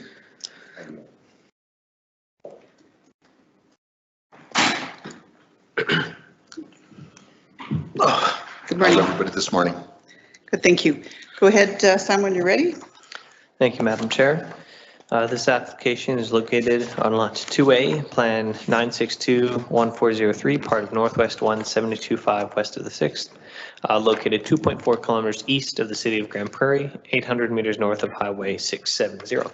This application is to allow for the Ranch Country Music Festival to run the weekend of July 7th to 9th on the property. The permit itself is going from July 4th to 14th to allow for setup and takedown. The county has received an application for temporary public use music festival. The property is zoned agricultural. Public use is a discretionary use in the ag district. The application for music festival is being considered based on section 2.12A of the land use bylaw, which allows variances to uses within the ag district. Section 2.12BI states that in the agricultural district, the development authority may vary any or all of the district requirements, provided such a variance will not unduly affect the amenities, use, or enjoyment of the site or the neighboring properties. The ag district is intended to recognize agriculture as the predominant land use in the county. Other uses in the district are considered at the development authority's discretion. The county's land use bylaw has an intensive recreation IR district, and its purpose is to provide for comprehensively planned recreation areas that limit impacts such as noise and traffic on adjacent land uses. Though the county may consider the proposed use within the ag district, it would be more appropriate in the IR district based on the land use bylaw. The applicant was required to submit an emergency plan, and Fire Chief Adamanchuk has reviewed and approved the emergency plan submitted by the applicant. The application indicates an estimated start date of June 22nd, 2023 for setup and completion on July 14th, 2023 for teardown. If the application is approved on June 13th today, there's a 21-day appeal period before any work can begin, which would make July 4th the earliest possible start date. County administration contacted the event organizer in March of 2023 and met with them on March 31st to go over requirements for development permits, safety codes permits, and requirements from the fire department and enforcement services. Administration sent the applicant to the development permit application form on March 31st. The application was received on May 10th. And June 13th, today was the earliest possible Municipal Planning Commission date for considering the application based on requirements for circulation and adjacent property notification requirements. In addition, I also just wanted to thank Dave. He has been very good about getting in touch with Ken and has followed through on all of our requests for information. So thank you for that. The County Safety Codes Department commented that permits would be required for bleachers and the stage. The Fire Department commented that the site is going to require inspections from building, electrical, and fire prior to the start of the event. Food trucks will require an inspection prior to the event. An emergency plan is required and to be approved, and the occupant load will be required for the seating area. Alberta Transportation had concerns with traffic at the intersection of Range Road 51 and Highway 670 and the intersection of Range Road 51 and Highway 43. And they requested a traffic management strategy to be created prior to the event start date, and that is represented in the conditions. Adjacent landowners, administration received 2 letters of concern from adjacent landowners. They can be found in full in the attachments, but in summary, the concerns involve fire suppression, dust control, drunk driving, security of neighboring properties, garbage, development prior to approval, and hours of operation. Administration is recommending option 1, the development permit application PLDEV 20230196 for temporary public use music festival, Ranch Country Music Festival, July 4th to 14th, be refused, subject to the following reason. Number 1, based on adjacent landowner letters of concern, the proposed development will unduly affect the amenities, use, or enjoyment of neighboring properties and is inconsistent with section 2.12BI of the land use bylaw. Option 2 is that this development permit be approved subject to the following conditions. Approval is temporary for July 4th to 14th, 2023. Applicant provide adequate sewage disposal on site. Applicant to fence the festival area from adjacent properties. Applicant will abide by the quiet out hours outlined in the Community Standards Bylaw number 3098. The applicant to provide water source on site for fire suppression purposes to the satisfaction of the County of Grand Prairie Regional Fire Service and as per county standards. All outdoor lighting shall be located in a range so that no direct rays of light are directed at any adjoining properties, interfere with the use and enjoyment of neighboring lands, or interfere with the effectiveness of any traffic control device. Outdoor site lighting fixtures can be installed with the light directed and deflected away from public roads. These lighting fixtures shall not be more than 9 meters above finished grade. The site is developed as per the site plan submitted. The emergency plan found in the attachments is to be adhered to. The applicant to submit a traffic management plan prior to the start date of the festival. The applicant shall obtain safety codes permits to ensure the development complies with the Alberta Fire Codes and Safety and Alberta Building Code. The applicant shall work with the County Planning and Development Department and the County Fire Department to ensure compliance with all codes. The applicant to obtain all necessary provincial licensing, including but not limited to a liquor license. Option 3 is as the Municipal Planning Commission directs. Thank you, and I can answer any questions. Thank you, Sam. Mr. Milner. Hi. Hi. How are you this morning? I'm good. Thanks. I guess, was there anything you'd like to add? The recommendation at the moment is that this be refused. Right. I would like to say a bunch. Okay, go ahead. I did get some of the concerns. I got all of the concerns from the neighbors, and I'd like to respectfully answer some of those. So thanks for having me this morning. I'm here to address the concerns of some of your local residents and offer solutions for these concerns. This is a community family event showcasing local entertainment, local artisans, farmers markets, food vendors, and a couple Canadian headliners I'm going to bring in here. I have already in place 65 sponsors for this event, and I have major support from the community and residents in that area, right? After several meetings and site tours with Ken Anamanchuk, the fire marshal, we addressed an emergency response plan, which we put forward to the county. The first concern was fire suppression. Myself and fire marshal agreed that we would mow the performance area and camping areas to a height of 1 inch to take away that. We also had a sponsor step forward and gave us a triaxle tanker full of water, 10,000 gallons, for the fire truck that Ken is going to bring. He's going to be there all weekend. He has the bush truck, he called it. That is a fire truck. One of our sponsors also provided another water truck to keep dust down. And this ring road that some of the neighbors are concerned about. This ring road was only put in place for EMT vehicles and ambulance, police, fire to access. That there'll be nobody running around here. There's no ATVs allowed. There's no fires of any sort going to be allowed. No, I don't care if it's propane fire. You're not having it. Okay, those are in the rules. We also, I understand people smoke cigarettes. I put in a fire retardant tent, special smoke area with sand base in it and smoke ashtrays, ones that look like an upside down piston, whichever the case, that collect all the cigarette butts. And that's the only place on the site smoking will be permitted. The second concern she had was the dust. Like I said, we have the water truck that will water all that area. There's going to be no in-out traffic from that area at all. The camping area is accessible by another, and it's more like 800 meters from her property line of the people, and closer to 1 kilometer from her house. And that'll also be watered down. Yeah, there's going to be no traffic allowed to run around on those roads except EMT vehicles. Our biggest concern is everyone's safety. We have medical staff on site, medical trailers on site, and an ambulance. We have RCMP there throughout the weekend. We have the fire truck. Actually, we have the county command center is going to be there also. We're raising money for STARS that weekend over the event. They will also be there all weekend. The concert runs on the Friday and Saturday evening till 10 p.m. and it is over. Yeah, there's so much support from the residents and businesses in town here. Security issues. I met with Staff Sergeant Short, the RCMP, and we have arranged for members to be there over the weekend.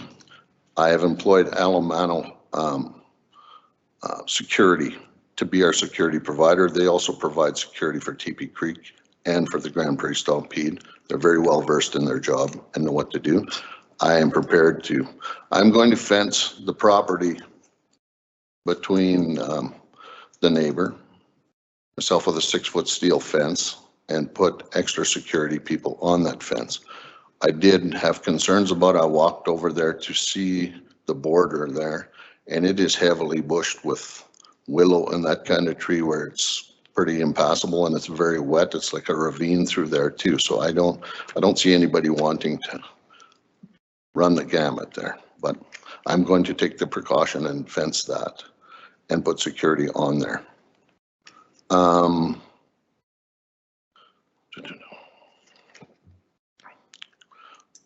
like to point out, like places like TP Creek too, they all have neighbors, the neighbor there, and that TP Creek's been there for 50, 60, 100 years, right? The Stampede, and everybody supports it. They ran a couple festivals in town, Bear Creek, right in 2 blocks from residential areas, and the East Coast Garden Party, 2 blocks from residential areas also in town, right? And they're good for the city. They bring tourists here. They bring lots of income to the city, if I should say it, right? I have volunteer groups going around. I have 40 people going to run around and pick up garbage and recycle. And I don't want that any more than anybody else. I want everybody to leave this event having a great taste in their mouth, going, that was a lot of fun this weekend, and it was a very well-run show. In 1996, I came to Grand Prairie. I grew up in Fairview, and I started the Bud Country Festival here. I owned it for the very first year. And won't get into that why I didn't after that, but I'm very well versed in this. In my past life, I played music professionally all over the world. So I know what I'm doing when it comes to these, and I know what works and what doesn't. The site in question was donated for this purpose also by, So you're not the landowner? by KD Ranching. I'm not the landowner. Just promoter? No, I'm not. Kelly Sutherland owns the property and donated it for it. It's pasture. that keeps racehorses on, but they're not going to be home till the end of August. So it's vacant.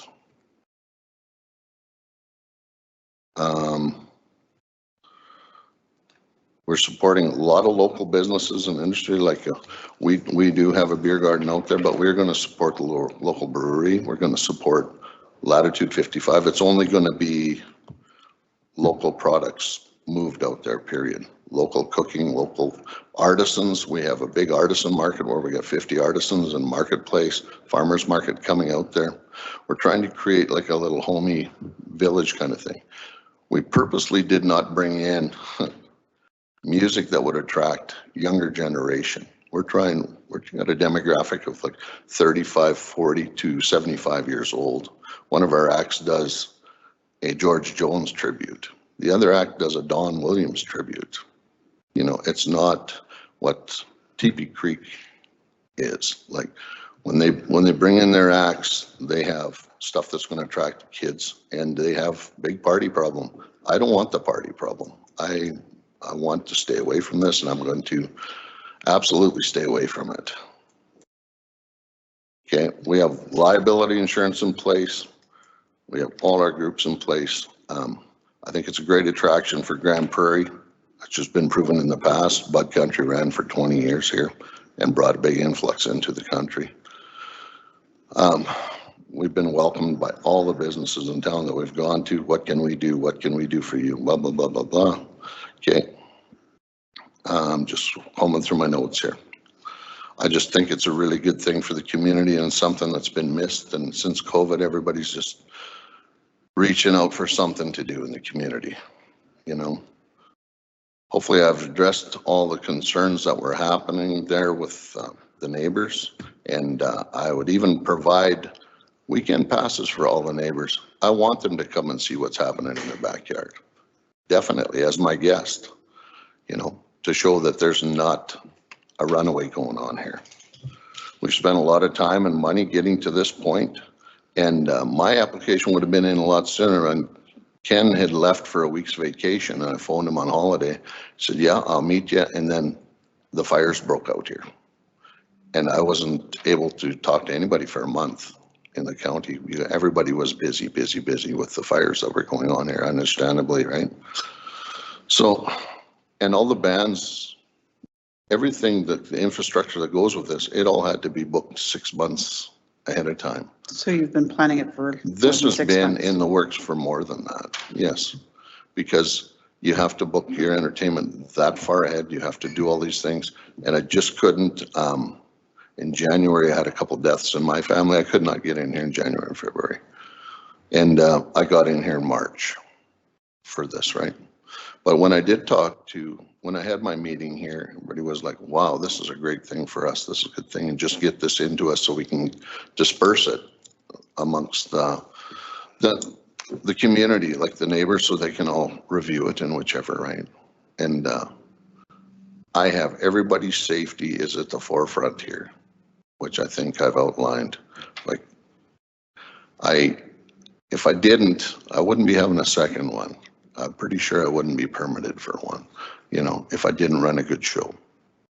So that's something I'm looking at. That's, I have all the support, but yet I have two parties that are opposing it. So. The only thing you don't have is a permit. Pardon me? The only thing you don't have is a permit. That is correct, and that's what I'm here for. Okay, thank you. Is there anyone in the audience that wishes to speak to this application?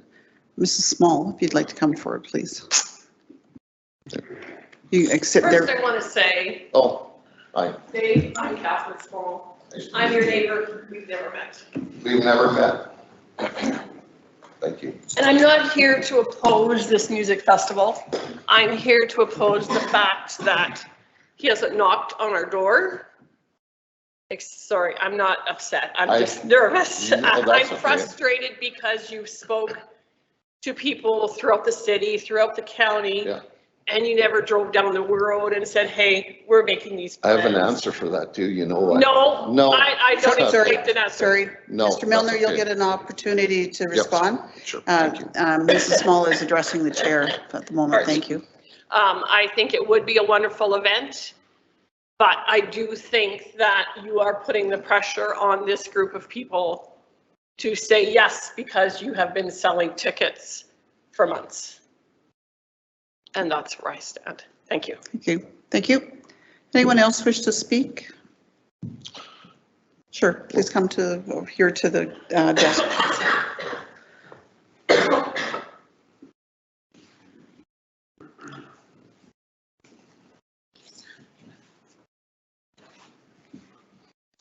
Sorry, if you just introduce yourself, please. Yes. My name is Linda Miller, and we're one of the adjacent landowners. And I'm Irvin Miller. And we have lived in the County Grand Prairie on Range Road 50 for about 45 years. We've raised our family here. We've contributed to numerous community events, volunteer efforts. This is our home, and we're not going anywhere. We want to continue to enjoy it. So we've asked to speak to you today regarding our letter of concern regarding the permit application for the Ranch Music Festival. And I need to agree with my neighbor, Kathy Small. We were completely blindsided on the 26th of May to receive the letter of application. Time to get our head wrapped around it. It just really came out of nowhere. And in regard to our concerns, fire does remain our #1 concern. I need to thank the applicant for their efforts in trying to meet those concerns. We recognize that there's an emergency response plan in place. However, initially it seemed to be very reactive as opposed to proactive. Some of the suggestions that we heard today seem like they're more precautionary, and that does make us feel a bit better. The fields and the grass are bone dry. We're in one of the worst wildfire seasons that we've had in a long time or ever. Extremely high fire danger and fire bans within the County Grand Prairie. We're already burned out in 2014, and nobody helped us come and clean up the mess that we were left with. We washed our own siding, we washed our own windows that were coated with smoke, we cleaned up our own burned out bush, we replaced our own fences. All of that was on our own dime and on our own without any help from anyone. And that fire was generated by this neighborhood straight west of us. We're at the proposed site, so you can that's why we're a little bit concerned. Burned once, twice shy kind of thing.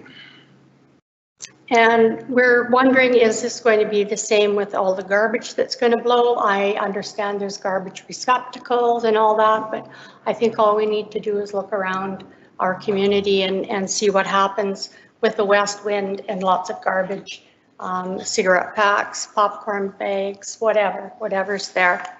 And we have security issues that not only apply to this year, but in future years. Because if this application is approved once, it's going to become an annual event. The poster and the Facebook pages states that. Ranch Country Music Festival established in 2023. So this is just the first step, which brings us to being very concerned. That's not why we moved to the country.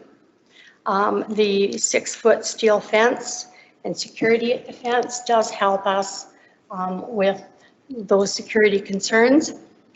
But we're not sure how familiar council is with other music festivals such as Craven, Saskatchewan, Big Valley Jamboree in Camrose. They have, and this is off their website, quote, unquote, 3 days of hard partying with 75,000 other music festival goers. And according to one source, and this was 6 or 8 years ago, they had 6 tractor trailers full of beer and 3 tractor trailers full of hard liquor. And this is what the Ranch Music Festival could become in the middle of an agricultural and residential area. Is this fair to neighbors who just want to enjoy the home in the country? How will the noise and disruption ever be controlled? The noise from the road building and development is one thing. The noise from 10 a.m. to 10 p.m. music is another. The noise from the beer gardens, the noise from partying in the campground, that is not manageable. The generators have to run 24/7 to supply power. There is no power to the site, so generators have to run 24/7. The site lighting will have to be run all 24/7 or during the night. So that noise will be there for the entire weekend. So the quiet time after 11 p.m. I don't think is realistic, and it's not manageable. If it was in a small campground, that's one thing, but you know, we're looking at quite a number of campsites according to the plan. And don't get us wrong, we're totally supportive of community events. We volunteered our fair share in the community, and we've done lots of work-related events. We're both professionals. I taught school and was a principal in Peacewaukee School District for many years. My husband, Irvin, was an electrician and project manager at Warehouser for over 40 years. So it's not our first rodeo, excuse the pun, because we've dealt with people all of our lives. But we're retired now and we just want to enjoy our property. We're supportive of community events, but not when the rights of so many landowners, so many neighbors such as us, there's 13 residents around within, what was it, a mile radius? 13 residences that this will impact. So this application, it states as a temporary application, but once it's approved, a precedent will be set and it will become an annual event. I have no doubt about that. The applicant is not going to go through all of the road building. That's been said, the fencing, all of that, just for this one event. What else is planned for this site? I know there was made mention that the horses will come back from the track in August. I don't know. I mean, that's neither here nor there. That's not a guarantee. It's his property. He can do what he wants. Once the fence is there and a ring road is there, how is this going to impact our property value? That's a concern to us. So it's going to become an annual event, and this is not how we planned our senior years. We're too old for a lot of this bother and commotion.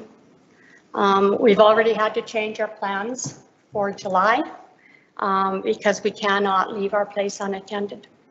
The enjoyment of our property is going to be severely impacted. And we ask for that reason, we ask that this application be denied. Okay, thank you. Is there anything else that's good? Anyone else wish to speak to this application? Okay, so Mr. Miller, I'm going to give you an opportunity to respond to the comments, and then I'm going to ask the board if there's anything. And I have several questions. I see several lights here that for questions to be asked as well. That's all good. There's a confusion. I thought, looking across there, there's one of the entertainers that lives in that community, Kelly McDermott. And when I looked at the satellite map, I said, well, that's his house. So I don't gotta go beat on that door. I've already talked to him, and it's not his house. He's across the way, right? So that's why that got lost in the mix. That's exactly where I thought he looked, because he said, I'm just gonna jump in my quad and come over. It's right out my back door. So I left it at that. The generators I'm using are whisper quiet. They're enclosed and they're very quiet for that reason, right? We need them to be quiet. The light towers, it's very, very bright still. The longest day of the year is coming up on us right now, and it's still going to be very bright at night. We don't need any lights on until later in the evening, and none of them will be pointed at her place at all. Not a one. I will make sure of that.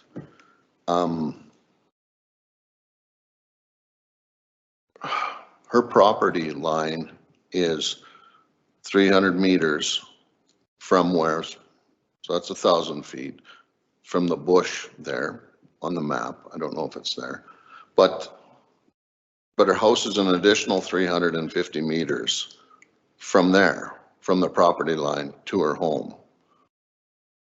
No, it's 300 meters from the property line to our house. And then From the property line to your Yes. house, and then from the property line to where the stage and stuff is another 300 and, grant you that. yeah. That's what happens Sorry- when you don't sorry, put measurements on. Right, and Gentlemen, I'm not trying and to sorry. argue with anybody, I'm just, I think it's like Mr. 700. Milner, when you're speaking, you speak to me through the Oh, chair. sorry. Sorry, please. Sorry, Yeah, thank you. I got her.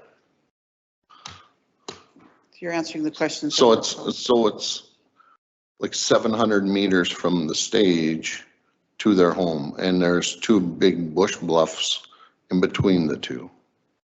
Okay, and like I said, honestly, I thought this was Kelly McDermott's property, so I didn't have a concern about it. Okay. This is all new to me in the last couple days too. I advertised early and got a website up early because people make plans with their families for vacation and where they're going to go. And it's just not something you plop on somebody a week before you do it. It's something that people make vacation plans with their families, right? So that's a little bit ironic, sorry. That was unfair of me to say, because you're only a couple of weeks away from having this event and you're now applying for a permit. No, I applied early. I couldn't get my permit into here because everybody was fighting fire. There was a 3-week window there. Ken was gone. Ken Admanchuk was gone for a week. So I'm working through him to make sure everything was correct. And I guess my comment would be if you're engaging entertainment and such, yes. The obvious route would to be apply for your permit. Yes. And with that, then you would be told what you would need to do to complete your permit at that time. I was told in Did March. you apply? But you applied in March for an event in March, July. I had a meeting right here, yes. But you were already advertising in March that you were having the event. No, that we were having it. I wasn't selling tickets. I wasn't doing anything like that. I was just creating hype in the area so people would maybe stop and think about having their vacations, right? Without having the location confirmed, that was appropriate location for the event. Right, but I brought that location in here and I met with 3 gentlemen and this looks great. We like this. This is good for our. You met with the fire, you met with the fire department or you met with the planning department? I'm planning and fire department. Okay. And our CMP. Okay. I met with them all. Okay, I have several questions from several board members. Mrs. Rosehold, please. Thank you, Madam Chair. So first question is to administration. Condition 11, would that also include insurance for site insurance? Because that's a big one that it talks about the liquor license, but insurance, event insurance. I have liability insurance. Okay, and my other 2 comments is for you, Mr. Milner. RCMP, who's paying for that? Me? Okay, because a lot of, just making sure that it's not coming out of the taxpayers' dollars. No. For that insurance, for No. that RCMP. No. Supervision. And then my biggest concern right now, considering the year we've had, I would be very, I would not be in favor of sending one of our bush trucks out to this kind of an event when we've got forest fires going on around the region. Right, it's also something that I have to pay for. Yeah, but I don't care. That bush truck needs to be in the hall in case it needs to go to a fire. Well, your fire marshal will be there also. as he has stated, right? He's coming You're gonna pay his to overtime be too? there. Ken's gonna Are be you there. paying his overtime? Pardon me? Are you paying his overtime? I would think so. Maybe he's coming as I don't care. Yeah. Like, I will definitely pay. I have to do what I have to do. Yeah, no, Right. that's just my, Yeah. like I say, that fire truck thing is a big no. He said an expenditure, yes. Yeah, no, I just worried that if it's not sitting in a hall, ready to go to a fire, that we would be in trouble. That would Right. be my biggest concern there. So, those are my concerns. Mhm. But we'll see what happens. Okay. Thank you. Ms. Frame, please. Thank you, Madam Chair. Mr. Miller, can you just check a little bit on your timelines? I'm struggling because Sure. March 16th is when I first saw it on social media and Yes. brought it as a concern to our planning department. Right. And there was quite a bit of advertisement, and you were Yes. saying promotion, and I understand, and I can't Right. recall about ticket sales, but it definitely came as a concern to me. Right. And then, but you're telling me that people and bands all need to be booked 6 months in advance. They do. So you would have known all that previous to March. So we're still not quite, like, this is the discussion I'd love to be having for an event in 2024. Right. Right? Like, then we would have time to have these conversations with your neighbors, and it's more than two. I'm counting between conversations I've had and emails and phone calls, and people Right. here were more than 5. So Right. I guess I need you to talk me through your timeline, because when you're booking people to play Right. at a place Right. you don't have a permit for, and you're saying you have history, you've done this before. Yes. You would know that you should have had a development Well, permit I before you needed paid to, those people. okay, I needed to know their availability first before I could even move forward. You know, if I don't have bands, I can't. But if you don't have a place, right? Right, but which the chicken or the egg, you know? So Yeah. I needed to know that was doable first before I could go pursue property, right? So that was all good. All the local groups were all available. But worst case scenario, you could have applied 6 months ago. Wouldn't that have been nice? No, I was dealing with deaths in my family and stuff. I'm sorry, I couldn't do that until March. Okay, well, I'm going to struggle with this one for sure. Mr. Krennic, please. Thank you, Madam Chair. I'm sort of echoing a little bit of what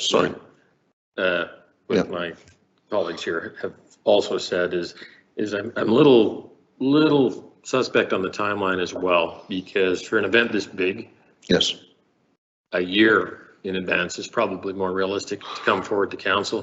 This is the first time I've actually heard of it. So we're pretty close to the timeline for me being able to come in here, and talking to planning is one thing.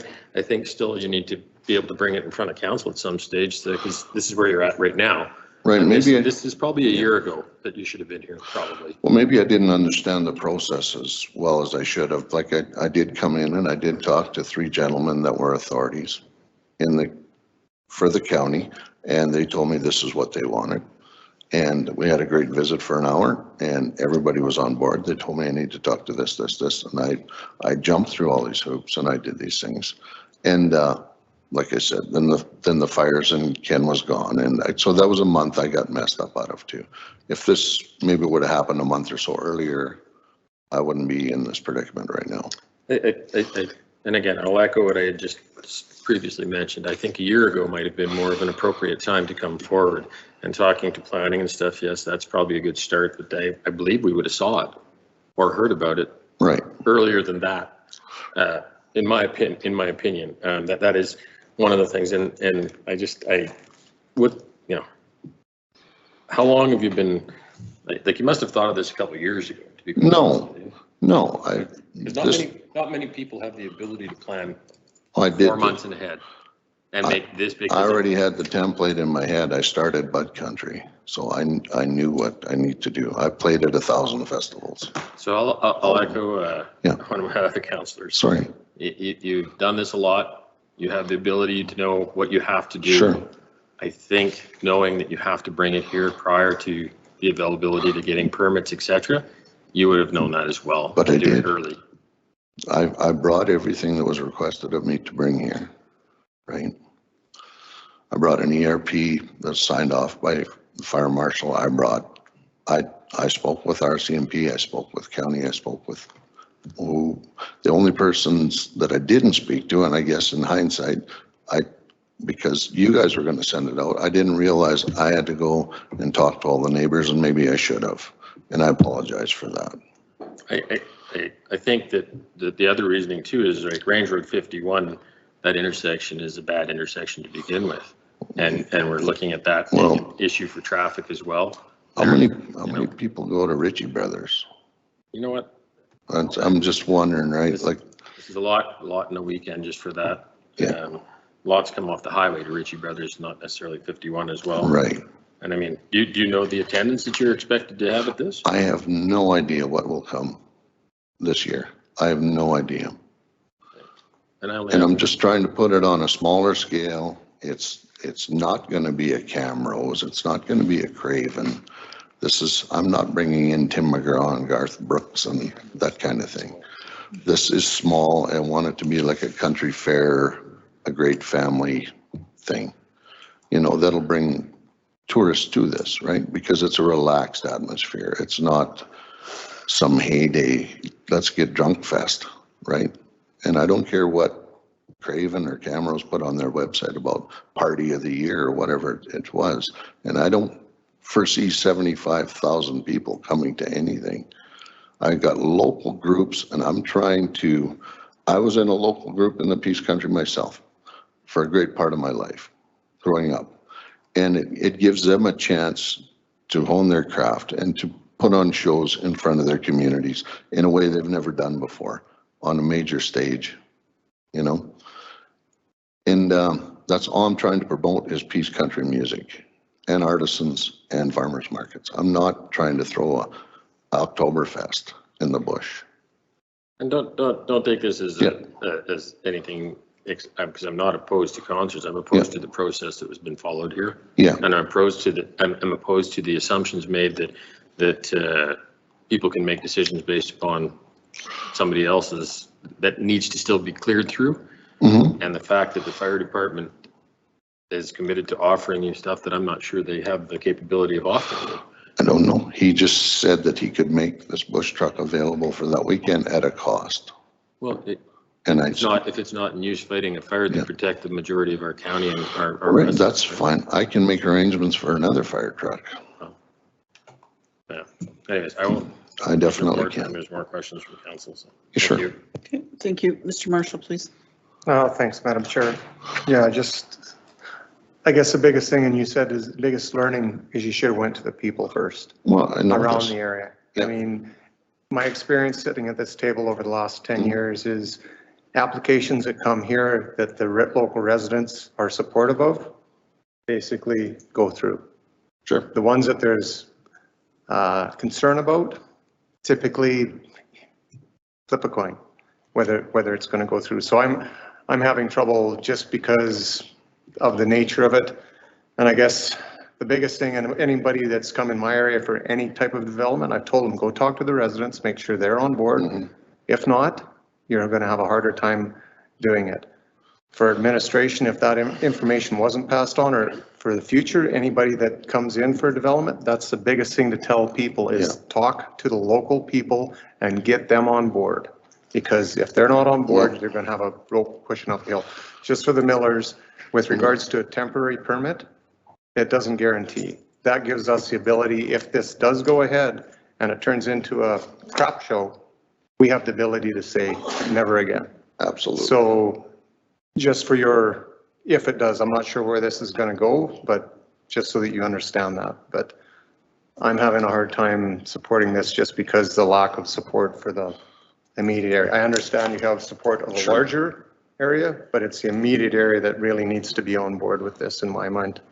Exactly. And I apologize for that again. And it was a misunderstanding. I thought, like I said, that was McDermott's property. So I apologize. I talked to several other neighbors and just avoided that one because I thought it was somebody else. Sorry. Mr. Balderson, please. Thank you. Yeah, I think I'm just going to echo a lot of the same concerns. I think number one, if you had time to be booking bands and stuff, but you said you couldn't get in here because of things going on, it was putting the cart before the horse. To me, in this situation, it would be talk to the local people. And if you have concerns with neighbors, it's sit down face to face, not try to, you know, like probably a half-hour meeting with 6 or 7 of the neighbors. Probably this could have been taken care of. And that's my feeling is when I open my agenda package, the first thing I go to is landowner comments.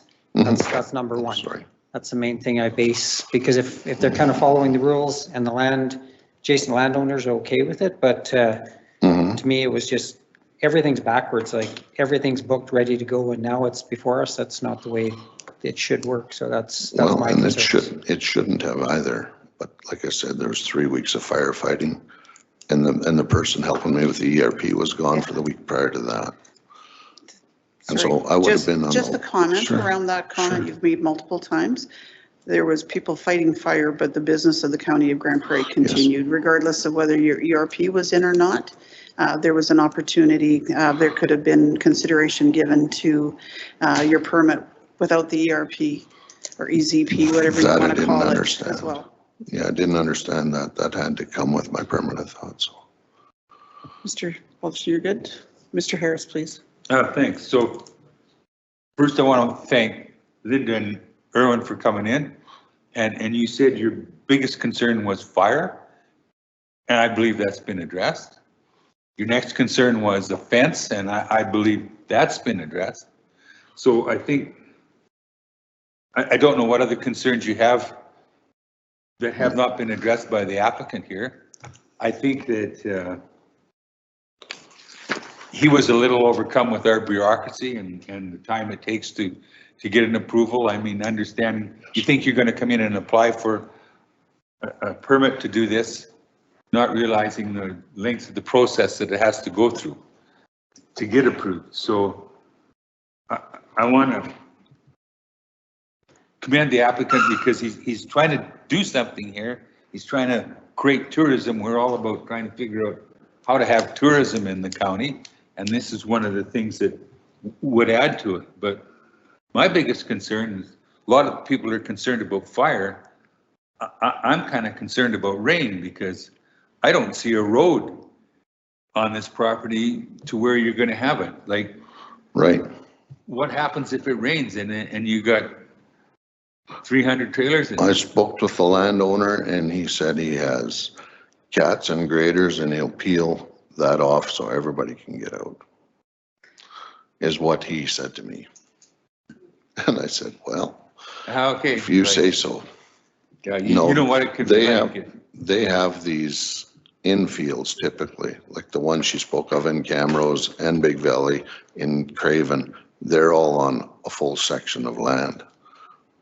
And that's where they have them. And so are you trying to make an annual event here? I would love to make an annual event here, not just a one-off. It's just something to promote Peace Country talent, get people come from out of town to see what we have here. You know, this country's full of great musicians and they all deserve their day, right? Okay, thank you. Mr. Peterson, please.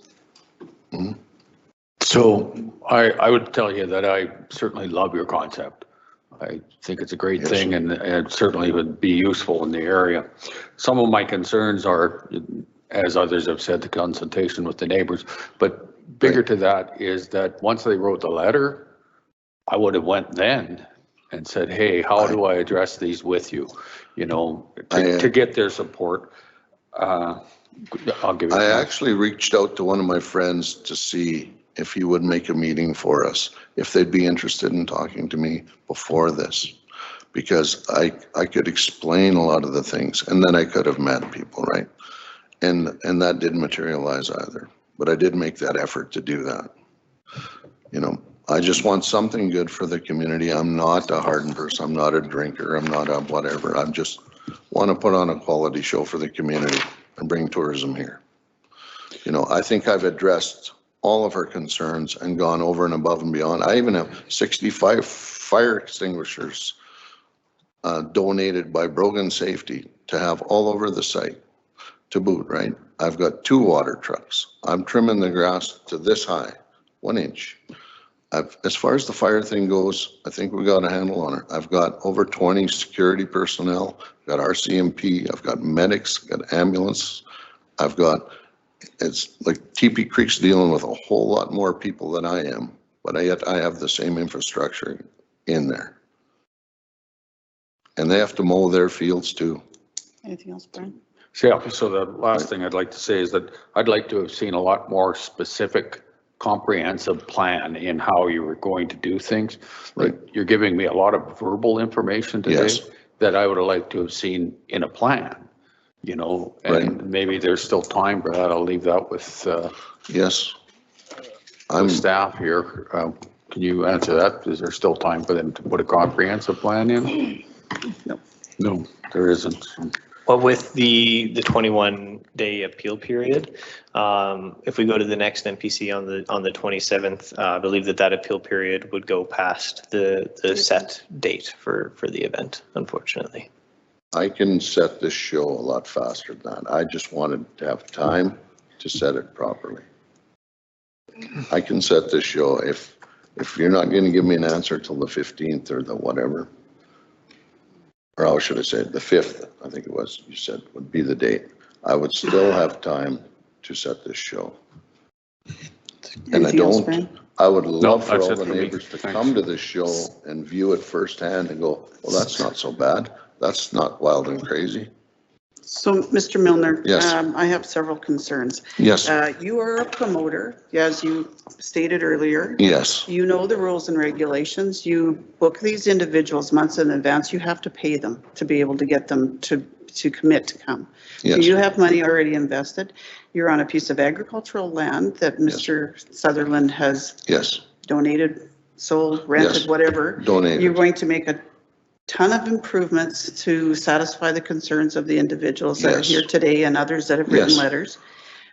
When there are specifically event-driven organizations and areas at Evergreen Park, at TP Creek, other areas that are zoned properly for this, I don't believe that you've made any attempt to try and have any of those areas. Oh yeah, I tried. Bud Country, I know for a fact, had been yourself as a promoter, and then Mr. Acton after the fact went bankrupt because of some of the practices for not your specifically, but Mr. Acton's did. And there was issues around following the rules and regulations as well. One of the reasons that we have the enforcement for large-scale events was because of Bud Country and Stompede and the such. And there is clear procedure on applying for a permit for these organizations or for applying for these types of events. I really have some concerns that, you know, this was something that was dreamt up by yourself and others and advertised as such before that even had the permission to go ahead and do so. And as Mrs. Small has said, you have now made us the bad guys in all of this, because if we choose not to give you the permit, people that were planning their summer holidays around this now have no place to go. I'm not trying to make anybody a bad person. Well, you know, I'm trying to work with community. I guess I didn't understand the process.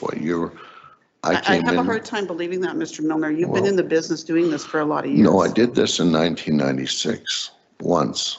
I played music before that professionally. You were you were part of Bud Country for many years, and there was 1 year. Yeah, okay. I only owned it for 1 year, and some businessmen from town took it away from me. Okay. So, I'm sorry about that. I'm going to go back to Ms. Freen, please, and then Mr. Balderson. Thank you, Madam Chair. I guess, yeah, it was just my concept too is just to kind of come back to, I mean, I understand you mentioned that Kelly has sort of donated this land, but you understand that you're putting it with what you're presenting today. There's a ton of funds and infrastructure going into changing this land. Why or what was your decision to not go to places that are already other than cost? I mean, I get that there's money, but you're putting money in. So what was the decision to not go to an event facility that is structured in this way? TP Creek, I approached and I talked to Colleen Binks, and she said it is not doable. Their function is the following weekend. TP Creek is the following week, and they're painting and they're grooming and they're mowing, and they wouldn't entertain it. And Evergreen Park, to rent the venue was over $100,000 to put on a local show. No. It was not feasible. No, it wasn't, it's not. There's two of us that sit on the board at Evergreen Park. Well, we understand what the costs are associated with that. It's not $100,000. okay, and this is what happened to me when I had Bud Country. The second year I went to put it on, the first year I paid $22,000 for the park, the whole park, the first year in 1996. The second year when I went to put it on, the price was raised on me in 1997 to $86,000. And I said, this isn't even doable. But you didn't approach the park recently to find out the costs. You were using No, I didn't. I used past. Yeah, and different administration, different process for what you would be renting at the park. Yeah, I'm friends with Trevor Dennis. And Mr. Dennis is part of the Stampede Association, not part of the Evergreen Park. Okay. I'm sorry about that. Mr. Balderson. You said, you heard there were concerns from landowners that you tried to reach out, but it didn't. I did. I tried. Together. So were you guys phone? Either of you phone to try to set up a meeting? Not ever. No. So how did it not work out? I actually. Mr. Milner. Sorry. Oh, go ahead. Sorry. Yeah. I think you were addressing me, correct? Yeah. Us. The first we heard of it was when we received the letter of application. Not once has anyone called us regarding the application at all. Okay. And the same for us. We live on the corner of 670 and 51, and no one came and knocked on the door. My husband farms, we've been home. We were away a few days a week, but generally there's someone around. I'm now retired. Okay, thank you. There's someone around. We have 3 sons who live within, 2 of them live basically across the road, 51 from Linden and Irvin. So we all have family all very close, and no one's door has been knocked on. No one said, we're going to do this event, but to compensate you, we'll offer you some tickets. This man didn't even know my name, so how could he offer tickets? Okay, thank you. Okay.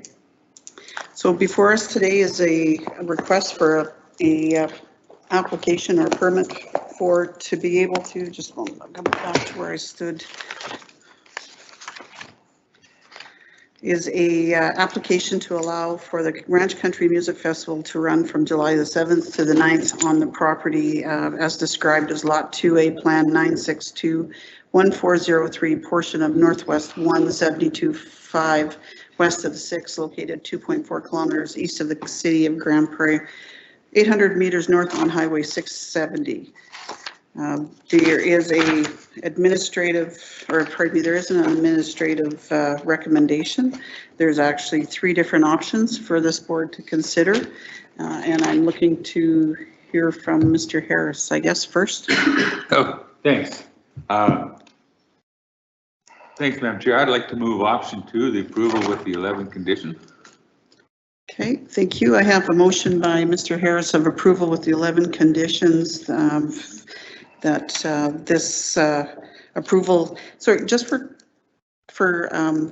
clarification, that the permit is for July 4th to the 16th, and that's the only time that there would be ability to have people on site, because I believe in your application you said the 22nd of June you wanted to move in and start doing stuff. Okay, so to the motion, please, Ms. Freen. Thanks, Madam Chair. Yeah, I've been racking my brain today trying to think of extra things I could add that would make me want to support option 2, and I don't have that in me today, so I wouldn't be able to support the motion. Okay, thank you. Any further discussion on Mr. Harris's motion of approval? I too will not be able to support it. I believe there was a process that should have been followed, and past experiences in this area should not negate you doing the proper procedure and policies to establish a large-scale event this size. I believe that there was ample time regardless of fires, and I apologize and my condolences on death in your family, yes. But something that you have this kind of money invested in, usually you follow the trail and make sure that everything is done in accordance to the policies and the procedures. So I will not be able to support it either. Anyone else wish to speak before I call the question? Call the question then, please.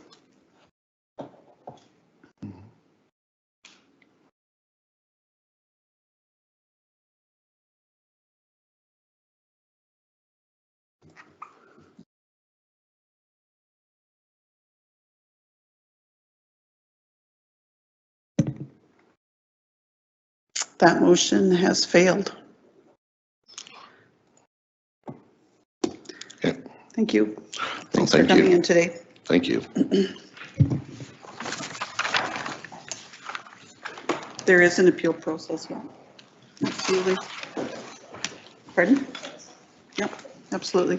And as for those that were here today, regardless of whether it was approved or denied, there is an appeal process as well for this. If you just speak to somebody in planning. Thank you.